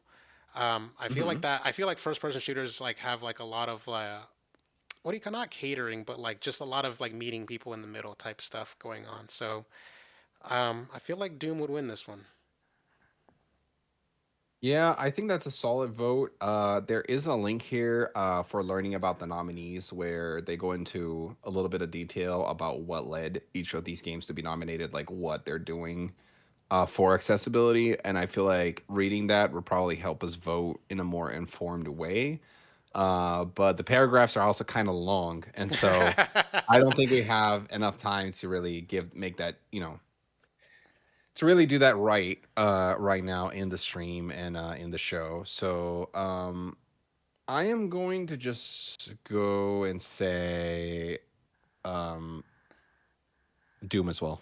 Damn, I was hoping you were gonna go split the vote, or at the very least, maybe Yeah, do I Assassin's Creed or something. I debated on it, but you know what? Like at the end of the day, we've seen Doom be nominated for some other categories here, which is not the case for most of these games. I guess like EAFC is also that would also be true for that. But you know what? Let me read about specifically about Doom and what they did. Doom: The Dark Ages is designed to be approachable and accessible, allowing as many people as possible to become the Doomslayer and wage a medieval war against Hell. Combat and difficulty is highly configurable with a wide range of modifiers, including game speed, enemy projectile speed, parry window, and day's duration, combined with assists like shield throw, seeking, auto sprint, enhanced targeting, and empowered attacks. Visual accessibility was also a priority for id Software with gameplay high contrast settings that allow configurable degrees of environment desaturation and color overlays. It provides individual hue and opacity options for enemy, hazard, interactable pickup, attack, shield breakable enemy leaders, and parryable attack. This works together with settings for parry recolor, text scale, high contrast HUD. It's a lot, which So is why yeah, I don't want to read this for every single game, but yeah, I sure. feel like I just proved what my point, but yeah, um, yeah. Absolutely. Now for the next category, we got best community support. Uh, Let me find this one here. There it is. Recognizing a game for outstanding community support, transparency, and responsiveness, inclusive of social media activity and game updates and patches. We got Baldur's Gate 3 by Larian Studios, Final Fantasy 14 by Square Enix, Fortnite by Epic Games, Helldivers 2 by Arrowhead Game Studios and Sony Interactive Entertainment, and No Man's Sky by Hello Games. And I think this is a good one to go look at previous years as well. Last year, it was given to Baldur's Gate 3. In 2023, It was also given to Baldur's Gate 3. Oh, that's funny. In 2022, it was given to Final Fantasy 14. In 2021, it was given to Final Fantasy 14 as well. Ooh. Okay, so I think this is looking like it's between Final Fantasy and Baldur's Gate just based on track record alone. I'm gonna keep going. Fall Guys, the year before. I think that's as far as our sheet goes. Yeah, I haven't finished going backwards in time like I was intending to, so we have more data. All right. So in the 5 years, the 5 previous years, we got 2 years it went to Baldur's Gate, 2 years it went to Final Fantasy, and 1 year it went to Fall Guys. And Fall Guys isn't even nominated this year. Yes, that's true. Um, what are you thinking, Lewis? It's my turn. Yes. Okay. Um, so it's a two-horse race between Baldur's Gate and Final Fantasy 14. Um, I've given up on the idea of Fortnite winning these things because I really want Fortnite to win because it feels like they should, especially with how much like updates and content and like expansions and just collaborations, just how much they're just dominating. So, the Simpsons season is like really legit. So, anyways, that being said, I'm gonna say that it's gonna go back to Final Fantasy 14 just because I think it's like if we're gonna pretend do a 2 year baton pass or whatever, then it's Hmm. Final Fantasy's turn now. Okay. Um, we can't vote on the same thing for every category, or there wouldn't be a winner, right? And so every once in a while, I'll take opportunities like this to just vote on something different.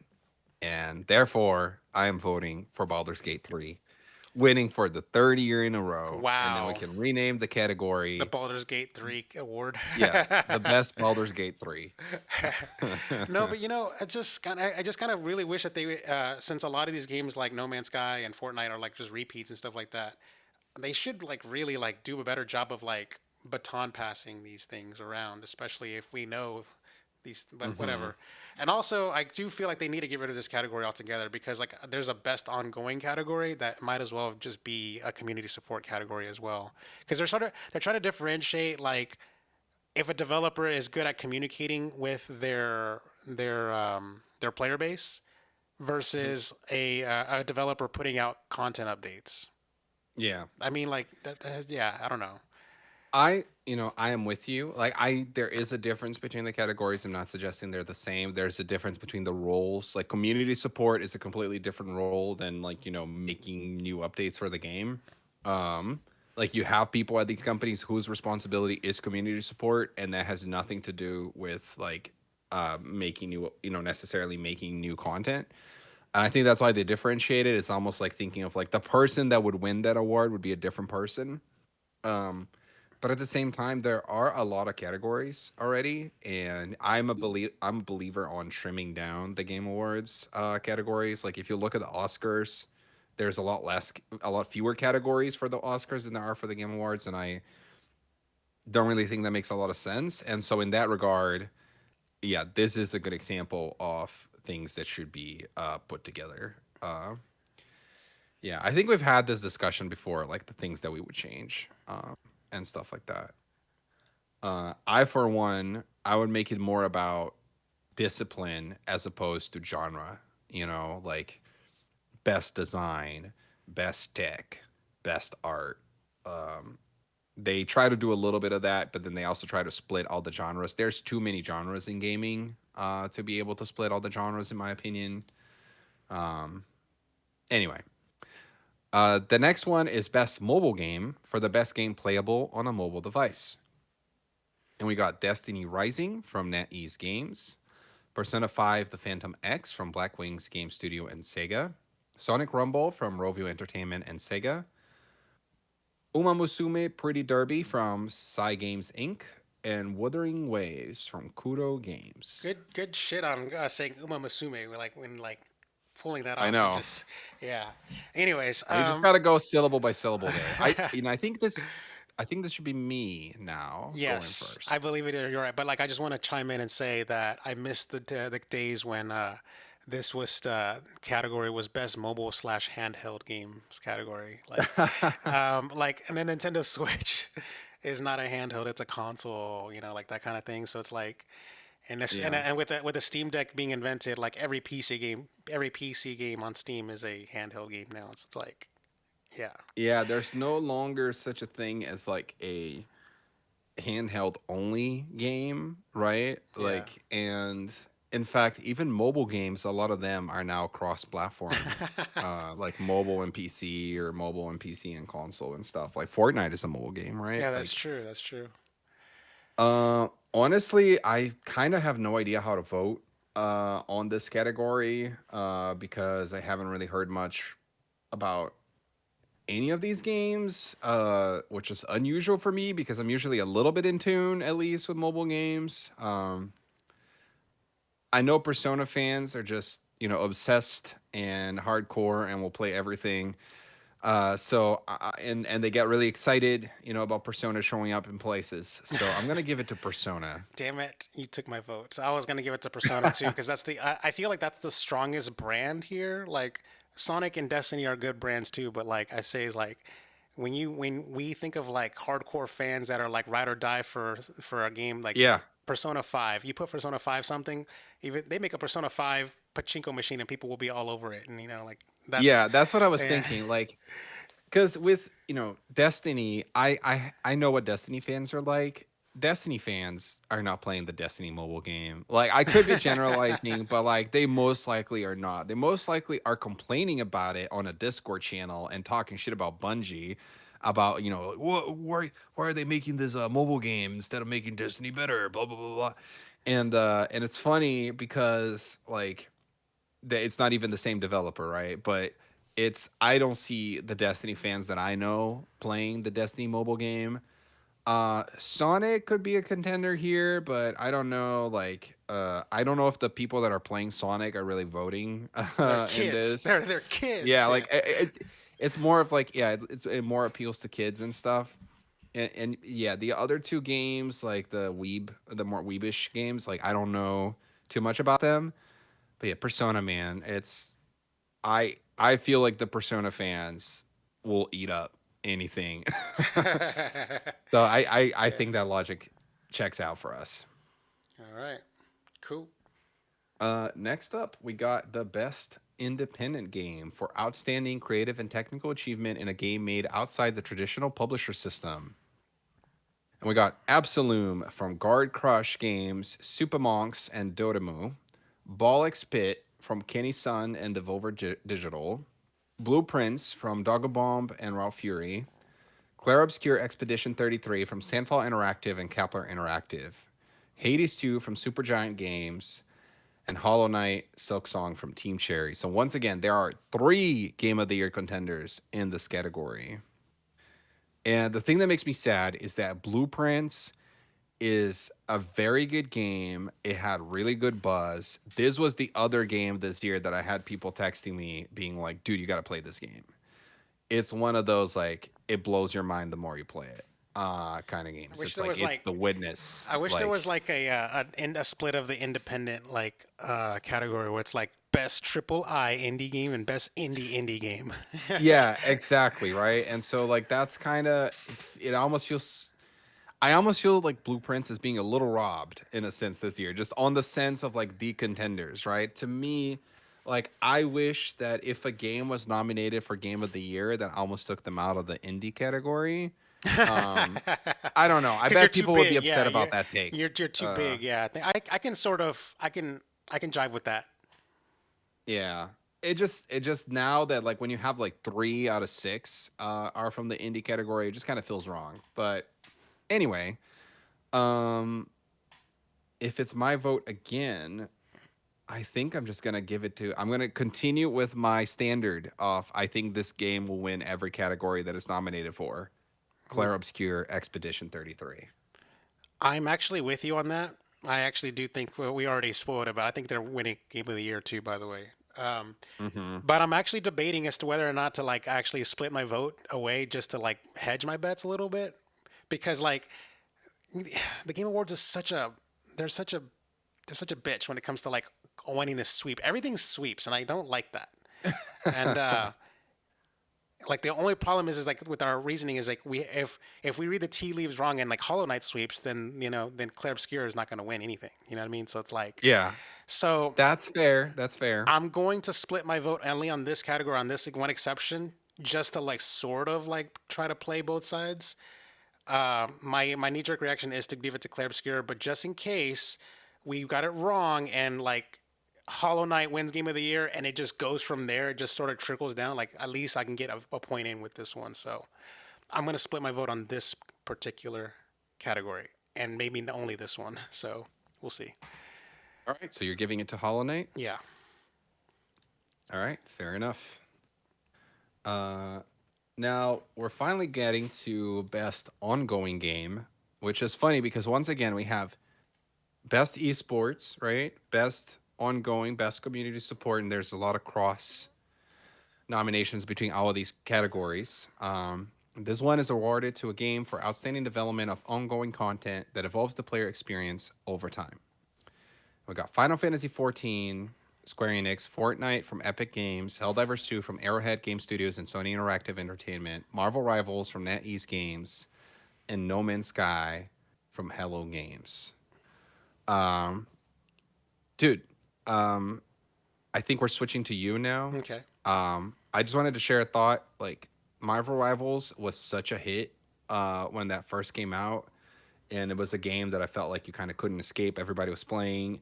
I put a lot of time into it. I really enjoyed my time with it, and I don't know what happened, but at some point, I just completely it was like done. Yeah. Like I just didn't touch it anymore, and I don't know if I'm alone in that. I think that might be true for other people as well. There was nothing the game did wrong or anything like that. I just, I did one of my trips this year where I went to Brazil, and because of that, I didn't take my consoles with me other than the Switch, so I wasn't able to play it. When I came back from my trip, I just never played it again. So, um, I don't know, I'm with but you.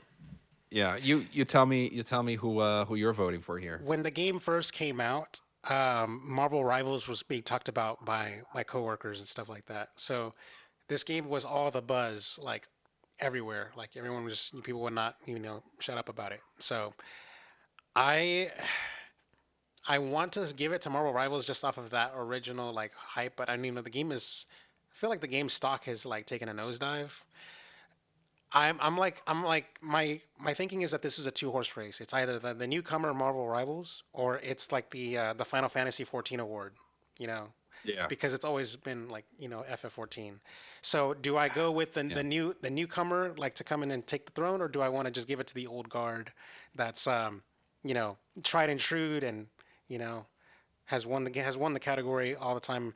I even know somebody that still plays 14 like every day, like not every day, but like twice a week at least. Have to do their raids on Tuesday nights at this time or whatever that kind of stuff. So the game is still live. so so consistency versus the new flash in the pan. I'm Yeah. gonna I'm gonna I'm gonna go against my better instincts because like my original thought was to give it to 14, but I'll go ahead and give it to Marvel Rivals and just hope that like that new sparkly, shiny gold, little thing can just get people's attention enough. Yeah. Okay. Um, I'm looking at this in a similar way than you. I actually think, despite the fact that Final Fantasy 14 is the most stereotypical winner in this category, I think some of these other games might have won before as well. Like I think I remember No Man's Sky won before at some point. Let's take a look here. So Helldivers Um, won last year. We both predicted that one, by the way. mhm. Before that, Cyberpunk 2077 won. And then before That was a that, surprise. that was a surprise. Before that, 14 in 2022, 14 won. And then 14 won again in 2021. And then in 2020, No Man's Sky won. Yeah. So we have And then three games in this list that have won it and before. Fortnite won in 2019, by the way. Okay, so for all of the games other than Marvel Rivals, because it's the first time that it's eligible, all hmm of the other games have won it before, And one, and Final Fantasy 14 is the only one that has won it more than once. Um, I am going to go with your logic here, but take the other side, and I'll give it to Final Fantasy 14 again. Although, man, this is a tough one this year because like it depends on how people vote. Like I think pretty much everybody played Marvel Rivals at some point or another. Yeah. And so if those people go, oh yeah, I had a lot of fun with that, even if they're not playing it anymore, I could see them going and voting. You know, if they're not, Final Fantasy 14 gets the votes from their hardcore niche fan base, right? Hmm. Versus like Marvel Rivals could get the vote from everybody. Yeah. So I don't think you're wrong in voting for Marvel Rivals. It's just for the sake of spreading the odds, I'm gonna go with Final Fantasy. Okay, fair enough. Yeah, like I said, I was like of two minds. It's like it feels like a 51-49 split in my head where it's just like it's just ever so Yep. slightly. I feel like the X factor is for the new. So, Hmm. um, you know, since I know 14 is such a game that's still getting content updates and all that kind of stuff and like seasonal like winter events and stuff like that that my friend talks about. So like I know that it's got a hold on like on people. So, yeah. Yep. All right. So we have 8 categories to get through, including the two big ones. Um, I do want to try to start speeding through this a little bit more, Lewis, considering that we're already an hour and a half in. Okay. And then that way we can maybe take a little bit more time on the big two. We got games for impact for a thought provoking game with a pro social meaning or message. And we got Consume Me by Jenny Jo Xia. Sorry, I don't know how to, I'm not sure how to read that name and I'm worried I butchered it. AP Thompson and Executable, Despelote from Julian Cordero, Sebastian Valbuena, and Panic. Lost Records, Bloom and Rage from Don't Nod Montreal and Don't Nod. South of Midnight from Compulsion Games and Xbox Game Studios, and Wonder Stop from Ivy Road and Annapurna Interactive. Wow. Because we saw this game nominated for Best Indie Game, I'm going to pick Despelote. Okay. Which is the second game here. It's like a soccer. I think I saw a trailer for this in one of the indie showcases in the past, but it's like a this soccer story game with a very interesting art style. What do you think, Lewis?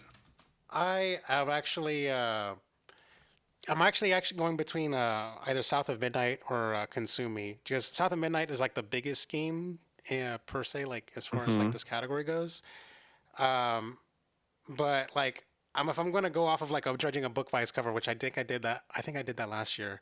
Just going off the thumbnail, it feels like Consume Me has like the most like this is such a social pro message or something like that because she's like his character's like falling or something, and it feels like there's some kind of like Hmm. metaphor or some kind of like what is it called like that pretentious like artsy fartsy like something's going on there. Yeah, you know what I mean? Like so Yeah. like I feel like it could be like a take on consumer culture or something like that, or I don't know. So Yeah. yeah, Makes sense. again, knowing nothing about what the game is, not having heard of the game, not having seen a trailer, no kind of preview footage, nothing. Just going off of the thumbnail, I feel like Consume Me has like like the best visual chance, so to speak. The very shallow thing, very shallow analysis, by the way. Like I'm not an expert in anything. I'm just letting you know. Hey, in this kind of setting, a shallow analysis is as valid as any other. Okay, we have not played these games, so in one way or another, it is shallow. Uh, no matter how you look at it, I So yeah, guess. I'm gonna go with Consume Me on this one. I feel like South of Midnight, despite having like the biggest, like public perception out there, I feel like there's just too much negative like press on it to like for it to be valid to be like, oh yeah, that's the game for the our pro social movement category. Mhm. So it's got to be something a little bit more like indie, like hella indie, you know. So Yeah, yeah. I'm with you. For best performance, awarded to an individual for voiceover, acting, motion, and/or performance capture. We got 3 actors from Claire Obscure Expedition 33: Ben Starr, Charlie Cox, and Jennifer English. Then we have Erika Ishii from Ghost of Konatsu Kato from Silent Hill F, and Troy Baker from Indiana Jones and the Great Circle. I think one of the actors, obviously the biggest star power here is Troy Baker. We know Charlie Cox from the Daredevil Daredevil. series. Yeah. I'm not really familiar with the other actors' work. However, I think that the star power actor usually does not win in this category in previous years, but I could be Kiefer wrong. Sutherland won for Snake, didn't he? Once. I don't Let remember. me see here. Best You can perform. go back and look at past years to try to make some logic or So find a pattern out of it. 2019, Mads Mikkelsen won for Death Stranding. Mm, Laura Bailey for Last of Us Part Two. Resident Evil Village, that actress won. Christopher Judge. Um, Baldur's Gate. I don't know who that guy is. Um, Hellblade 2 actress won twice. That's her second time winning. So, yeah. Um, a bit of a mixed bag, I I, guess. I feel like Kiefer Sutherland was nominated one year, and I think he won for the Metal Gear Solid 5 game that he did. That might have been That's before, probably true, but that would have been 10 years before, ago, so it would have been yeah, before we before we even did the podcast. So that's what I'm saying. Like, I feel like that's, so it's a little bit of a mixed bag. Um, you got your mhm. industry people like Christopher Judge, and you got your Hollywood celebrities like Mads Mikkelsen. So, Yeah. Yeah, yeah. I was thinking this is some of the things that I was thinking of, right? Like so in the past, like Idris Elba was nominated, but he didn't win, right? Hmm. Like he lost to a voice actor instead. I think there was a past year where I was wondering, like, was Keanu Reeves like ever nominated? I feel like Giancarlo Esposito was nominated in 2021, Hmm. but he didn't win, right? So that's kind of some of the examples I was thinking of.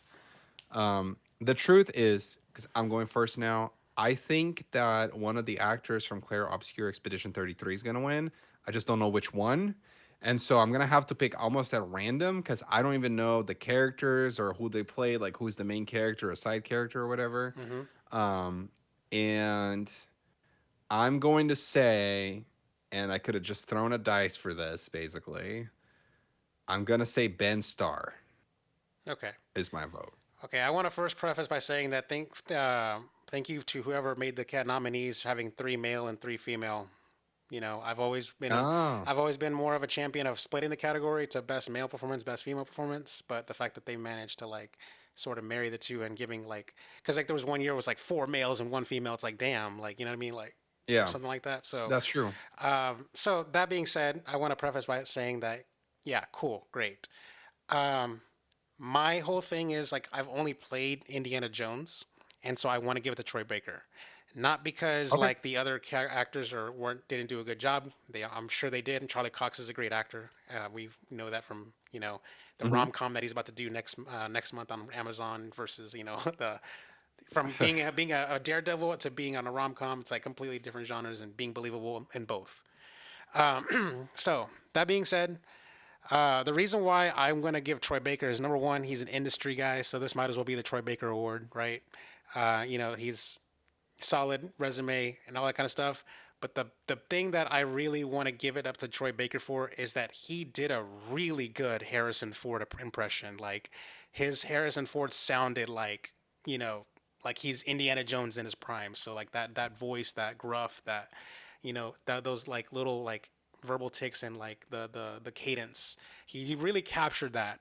And I'm assuming that he did motion capture too for Indiana Jones. So like I'm just gonna give it say that Troy Baker is just like probably the one of those a list voice video game actors that just to ever do the craft. So I'm gonna give it to Troy Baker on that. And also just because he did a really good like Mark Hamill Joker impression when he took over the role in the Arkham games for that one game that he did. So it's like Troy Baker. He's like he's that guy is what I'm trying to say. So Yeah. yeah.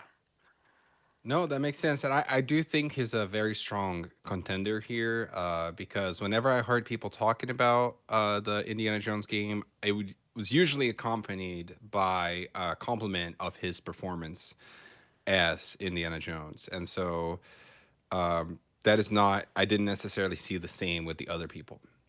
So I think it's a solid vote there. It might come across as like a safe vote or an easy vote or whatever because he's like the most basically the most well-known person here. I would argue he might be more well-known than even Charlie Cox. Um, but at the same time, yeah, he did do a phenomenal job. Um, Next category is best audio design, recognizing the best in-game audio and sound design. We got Battlefield 6, once again from Battlefield Studios and EA, Clair Obscur Expedition 33 from Sandfall Interactive and Kepler Interactive, Death Stranding 2 on the Beach from Kojima Productions and Sony Interactive Entertainment, Ghost of Yote from Sucker Punch Productions and Sony Interactive Entertainment, and Silent Hill F from Neo Bards Entertainment and Konami. And I will no longer read the developer names after this category because Screw I that. think we're going to be seeing the same games over Okay. and over again. Fair And enough. I'm tired. Okay. It's my turn again. And I think for best audio design, I think this goes to Battlefield 6. Oh, so Claire Obscur does not sweep everything. Yeah, Interesting. I'm taking a risk here. You're taking a risk. Uh, Okay. Very much so. I actually was thinking either. I was actually thinking it was a two-horse race between Battlefield 6 and Silent Hill F. Only because Silent Hill being a horror game, like you have to. Part of what makes a good scary game a scary is just like that little creeping, like the audio, like just catching off guard, like not just the jump scares, but just like the eeriness, right? The You got to make Hmm. a mood, it's got to be a vibe. So, like, I don't. I don't know if Silent Hill F got all that like love and appraise and stuff like that. That like it got that water cooler, that moment of shine. But you know, I feel like I'm throwing away a point right now. Like I'm literally gonna just like I feel like I'm. But this is like a hail mary pass. Like this is like that. You're trying to shoot from the half court. Yes. So I'm against my better judgment and give it to Silent Hill F just on a technicality that like a horror game should get awarded for something technical like audio. Lewis, I props to you for the courage there. Um, and who knows? That could be the point. That could be the point that gives you the crown. You know what I That's mean? the point that gives you the crown. What are you talking about? I'm pretty sure. Yeah. Like I know I'm using fair reasoning here, and we've learned from previous game awards that fair reasoning does not jive with winning Hmm. these awards. It's gonna bite me in the ass. It's like I'm always the optimist, the hopeful optimist that like true art wins or something like that. But you know, Oh, that's funny. You are always optimistic that awards are going to be somewhat evenly distributed between all of the great games that yeah, are present, yeah. but it doesn't tend to go that way. There's always a bunch of snubs. All right, for best score in music, for outstanding music inclusive of score, original song, and or licensed soundtrack. And it's interesting here because they have the names of the actual composers. Christopher Larkin for Hollow Knight Silk Song, Darren Korb for Hades 2, Lorian Testard for Claire Obscure Expedition 33, Toma Otawa for Ghost of Yote, and Woodkid and Ludwig Forsell for Death Stranding 2. And here's the thing. I know that like for the games here that have sequels where I played the first one, like Hades and Hmm. Death Stranding, like those original games had very good score. Yeah. And so I am certain that their sequels will also have had very good scores. Hmm. And I would have a hard time voting on this category, but that's okay because you start, Lewis, and then I can just copy your vote. I'm always of the opinion that that Hollow Knight is like the second place winner of the Game of the Years, that kind of stuff. So it's like Expedition 33 and then Hollow Knight. So even though Expedition 33 is on here, like I'm not well enough to know like that people are gonna think that the soundtrack is a banger. So I feel like Hollow Knight, with it being a Metroidvania, the music is almost like kind of par for the course. If you think of like Super Metroid and Ori and the Blind Forest, a good Mhm. Metroidvania needs to have that banger soundtrack. So Yeah, I could see that. I think that's a solid vote. I'm kind of splitting hairs here. I think that I'm gonna stick with my original strategy on this one, and I'm gonna give it to Claire Obscure Expedition 33. Just imagining the full sweep scenario for that game. Um, but it would be sad to have a full sweep of that game, especially with a category like this, where I'm sure all of these games also had deserving, uh, music. I'm But surprised we'll you don't see. I'm gonna already give own it. one of these songs on vinyl or one of these soundtracks on vinyl already. I Yeah. don't, but I have the Ghost of Tsushima soundtrack on vinyl, and I would not be opposed to getting the Death Stranding one Or the as Ghost of well. Yote. So Yeah. yeah. Um.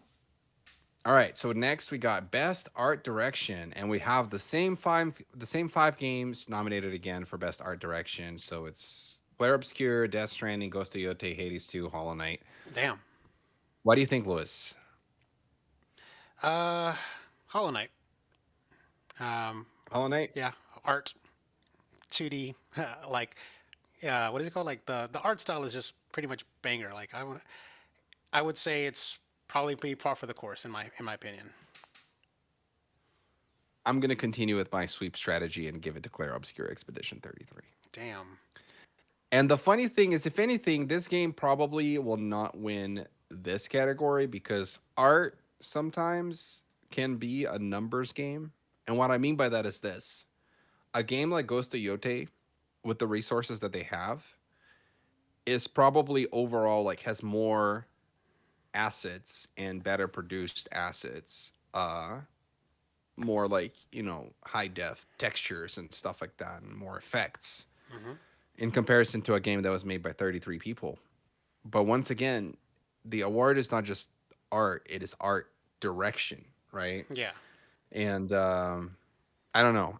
If I just vote on that game for as many categories as I can, I feel like I'm bound to get at least a few points here. So All I'm right. gonna keep that going.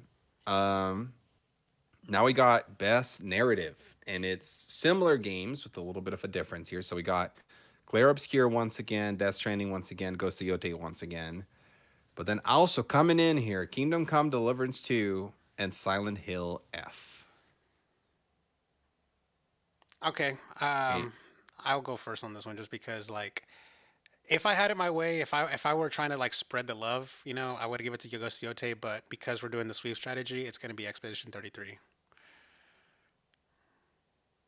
all right. Yeah. And as much as I hate doing that in a sense, I am going to have the same vote as you. And I'm realizing that the final categories are actually going to end up being the most boring ones We should have in started some with them regard. first. See, I told you. Yeah, you were onto something there, Lewis. Okay, so now we got best game direction. Best game direction awarded for outstanding creative vision and innovation in game direction and design. You know how they did the thing with the composers where they had the composer names in the category for best score in music? I Mm-hmm. kind of wish they had done this here as well, where they had the director names. Mm. In Yeah. fact, I would love it if they did that for a lot of the categories. Like, give me the art directors for art direction. Um, give me the writers for best narrative, Mm. stuff like that. Yeah. Um, Anyway, we got Claire Obscure Expedition 33 once again. We got Death Stranding 2 once again, Ghost of Yote once again, Hades 2, and Split Fiction. If I was like the dictator of the Game Awards, and where only my vote was the winner, was this the deciding vote, I would probably want to give it to Split Fiction just because it was actually like a good, pretty like creative game. I'll probably maybe not this category, maybe narrative, probably just because Hmm. it's a game about fictional writing. So Yeah, maybe that that's true. probably would have done that, but I don't think it was nominated for best narrative, right? It was not. Okay, yeah. So then I'd probably just give it this to Split Fiction for the game direction and how like cool it was and how many different art styles they did and how many different like games that they like aped, like the Halo drop and Yeah. other stuff that they did. So yeah, Split Fiction was like I would probably just give it to them just because if I was the person that wanted that let my will be done, that would be it. Um, Hmm. But yeah, Clear Obscure every time. Oh boy. Yeah, I'm gonna give it the same vote. And here's the thing. All right, let me think this through. Actually, let me think this through a little bit. Best direction. I wonder if people look at this category and they think of the individual directors, right? And I'm saying this because That's Trending 2 is Kojima. Mm, And Kojima is a face he's that a everybody knows in the games an industry and everybody auteur. loves. Yeah. Yes, the author. He's always at the Game Awards, you know. He is buddy buddy with Jeff Keighley. I'm not insinuating anything here. We know that Jeff Keighley is not deciding these. Um, I wonder if this is where uh, Kojima has perhaps a bigger chance than some of these other games. Um, Did we? Let me go back to the Excel spreadsheet. I don't think we actually gave any votes to win for Death Stranding in any of these. Oh wait, we gave him to Best Action Adventure. Okay, we gave him a token award. Never mind. Wait, yeah, no, wait, no. You gave him a token award. I did. I voted. Yeah. I didn't vote for him on any of them. You know what Interest. I'm looking back in is I'm looking back at where there were splits between Game of the Year and Best Direction. Okay, so in 2023, Game of the Year went to Baldur's Gate 3, but Best Direction went to Alan Wake 2. Yeah. Uh, in 2021, Game of the Year went to It Takes Two, but Best Direction went to Deathloop. Hmm. Yeah. In 2020, Game of the Year and Direction were the same. Okay, in all the other years, it seems like In that we have, 2019, they were the same. in 2019, Game of the Year went to Sekiro, and then Game Direction went to Death Stranding. Hmm. Oh, Hmm.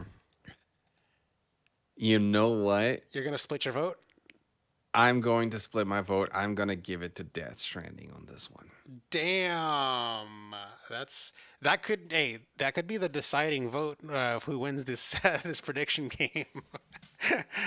Yeah. It could be. Yeah, there could be You know something what? there. You know what? I will encourage you just because we both each did one Hail Mary split. Hmm. So you did it here, and I did it was a few categories ago with which one was it? Did I do it with Silent Hill with best audio? So Yes. yeah, we both kind of were reading the tea leaves a different way on this one. So I think that's pretty good. I think this makes it more interesting. All right. All right. I'm glad to hear that. That is validating. Um we then get to the biggest category of them all, Game of the Year, recognizing a game that delivers the absolute best experience across all creative and technical fields. And then we have sweeping in here, not present in the game direction category, Donkey Kong Bonanza and Kingdom Come Deliverance 2. But the other games are roughly the same: Clair Obscur Expedition 33, Death Stranding 2 on the Beach, Hades 2, and Hollow Knight Silk Song. So And before we yeah. reveal like our obvious like who's gonna win, you know, Mhm. I wanted if Dan was the sole vote for this category and you're presented with these options, who do you personally want to give it to? Like, Donkey Kong Bonanza for mostly the fact that it's the only one I played, but it was a great game. I loved it. I love Donkey Kong. I was happy to see it come back. And I just generally love Nintendo games, and I tend to have more fun playing Nintendo games than a lot of other games. So to me, that's kind of like an easy pick. I have not played pretty much any of the other ones. I am skeptical that I personally, with my taste in games, that I would like any of these other games better than Donkey Kong Bonanza. yeah, But you never know. I was a big fan of the original Death Stranding. I feel like that would be a high contender here as well. I like me a good Um, yeah. Metroidvania, so a Hollow Knight would be definitely a contender. And it was I was actually intending to play Hollow Knight before the Game Awards aired and stuff like that. I don't think I'm going to be able to pull it off. So that being said, I also would have voted Donkey Kong on this one personally, just because like I think that like the game has so many good mechanics and like with the whole destructible environment, and it's like almost like a Hmm. technical showpiece for the Switch 2, despite the fact that there are some frame timing issues or frame hiccups in boss fights, but it's still otherwise a well designed, well like you know a very creative game that's just so fun to do. And like, I ended up beating the game. Like I rolled credits on it, but I haven't beat the post game. There's like a whole second campaign, and I was like, I just rolled credits, and I just wanted to take a break. So I'll come back. I do want to take some time off and then come back, circle back to the game, and actually beat the Mhm. game all over again in the second campaign. Um, but otherwise, yeah, I mean, the game is just it's just basically just fun, like and like just just kind of packaged in there. So if we're gonna go off of that and creativity and just fun factor, Donkey Kong should win. But again, we've already had that given out last year with Astrobot, so they're not going to do it 2 years in a row. Um, so yeah, Dan, we want to just reveal our our pick at the same time. Yes. All So right. our pick, not our preference, but who we think will win the game of the year at the Keeley Awards Mm-hmm. this year in 3, 2, 1 is Claire Claire Obscure Obscure Expedition Expedition 33. 33. Yeah. There we go. Yeah. Pretty boring. It feels And it feels a little deflating, like a little anticlimactic. Like anticlimactic. yeah. Yeah. Here's the thing. This game, you know, in an era of raising costs and where like every AAA game now costs like hundreds of millions of dollars to make and have these huge teams of hundreds of people, sometimes thousands of people with outsourcers and everything. The fact that a game made by the small studio was able to come out and just take the world by storm, and you know, everybody who played it absolutely loves it. I haven't seen a single person talk shit about it basically. Mm-hmm. That says something, and I feel like in a lot of ways it's a bit of a wake up call to the industry, which has already had that wake up call in a sense, and I think that's why there's been so many layoffs. There's been various reasons, but one of the reasons is they're looking at games that are being as successful or more successful than them, being made with fewer and fewer people in comparison, and I think this game just symbolizes that, and I think that in a lot of ways, this game symbolizes where the industry is at the moment, and because of that, I think it will win. Um, I would also argue, though, that this is an interesting year where there's no, like, to me, like, there's no stereotypical big gun that you look at and you're like, yes, that's the top contender. Like, and I'm talking about the Naughty Dog game. I'm talking about the Rockstar game. Like the games that, generally when they come out, like before they even come out that they're most likely a game of the year contender. Like Yeah. I don't think there is a game of that size here. And so in some sense, I feel like the voting will be very split across a lot of these different games because they appeal to different audiences as well, right? So like with Hades 2, you got your roguelike, like more slightly more traditional indie. With Hollow Knight Silk Song, it's your platformer, your Metroidvania. With Donkey Kong Bonanza, it's your 3D platformer, your Nintendo game, your family game. Death Stranding 2 represents like the typical Sony, sad dad game, basically. Like the very like story driven Yeah. and more slow paced and stuff like that. Kingdom Come Deliverance is a strategy game as far as I can tell, like a kind of like a strategy RPG. And then you got 33, which is this seemingly kind of double A like RPG, and it's I don't know, it feels like depending on what kind of gamer you are, like everybody's going to vote different. Um and so to be honest, like as I picked this one because it is the game that had the most buzz in my circles. Um and I did vote on them as like, to sweep, Mm-hmm. but that doesn't mean that I think that these other games have no chance, because I think they do. And I think really like I think it's a situation where if we were able to see the percentage of the votes, right? No game is going to get more than 50% of the votes here. Uh, if you divide it evenly, it would be like a little under 20% each. Mm-hmm. I think the winner will win with like a 25% vote, basically. Like if a quarter of the people play this and liked it and voted for it, that's the game that's going to win because I think it's going to be really split across everybody else. Um, but you know, that's just me. Um, I any final thoughts? Any closing thoughts, Liz? Yeah, I mean, I don't really. I think you pretty much put it all. Like, I don't really have much more to echo beyond what you just said. Mhm. I the only thing is like I just noticed. I just while you were talking, I did look it up.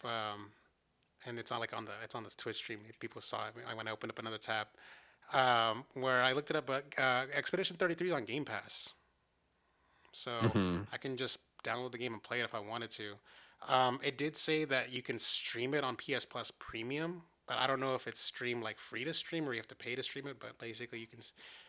It's not like available on like a download like for as part of the catalog or anything like that. So Right. um, I would be I don't know if I'll be able to check it out or if I will check it out, but I would be curious to check it out before the Game Awards, airs and stuff like that, so that way I can have a more of an opinion on the game. Um, so yeah, like I have the ability to play Expedition 33. You know what I just now realized? Like, no, never mind. No, I was actually thinking about a different game. It came out last year. For some reason, I thought it was nominated, or it came out this year, but it didn't. So, but yeah, I hopefully maybe I can like play like the opening sequence of like Hollow Knight and the opening sequence of Expedition 33, so that way I can have a more balanced take on it. And if having like played like the first hour of both of those games, I can actually like go into the Game Awards like actually knowing which opening I liked better. Just generally Right. speaking, Right. games usually like give you their best foot forward and like try to like entice you and Yeah. yeah. I mean, there's always those games where you talk to people and they're like, "Oh yeah, it gets good after 50 hours or something like that." But it's I that's kind of old.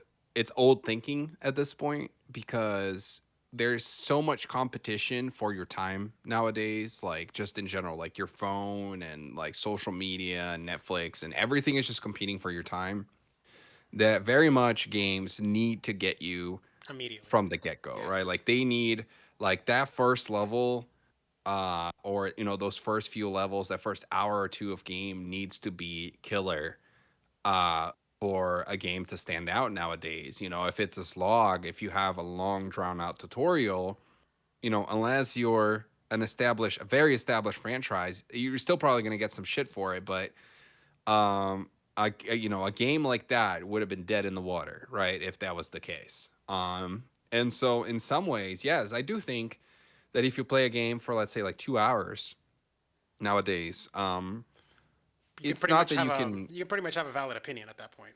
I'd say. Yeah, like you're not going to have a full understanding of the game and everything it does and all the mechanics, especially with the nature of how games work, and that you unlock things over time. But I think you would have a valid opinion. You would have a valid opinion of like, oh man, this game is awesome from the get go, right? Like imagine the first 2 hours of The Last of Us, right? Like I feel like if you play the first 2 hours of The Last of Us, you get out of there being like, man, this is something. Like there's Yeah. something here.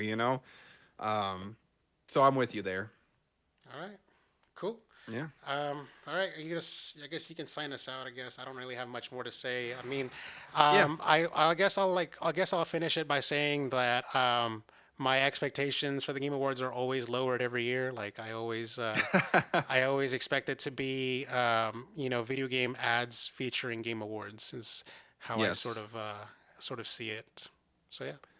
I think we've come to terms with what it is. Like we spend so much time every year talking about how like, oh man, it's so annoying that they do this and that, and that they don't give us all the speeches, they don't give us all the awards, hmm and there's too many ads, and too much of the content is Oh not yeah, great. they rapid fire them. Yeah, like three at a time. It's like all right, and then they won, and then this guy won, and then Yep, yeah, yep, that's yep. right. Yeah, And we've given feedback in the past, and we've hoped a lot of people give the same feedback, and we hope that it will change, and it hasn't really. Like in some years it gets a little better, and then it feels like it gets worse again, and then they get a little better, and then it gets worse again. So I've accepted it at this point. me too. I'm gonna go in expecting it to be like every year, and then just have a good time with the announcements that I care about and with the speeches that we get. Yeah, There's always some iconic moment. So we're gonna be there waiting for that iconic moment, and we'll talk again once it's done. yeah. All All right. right.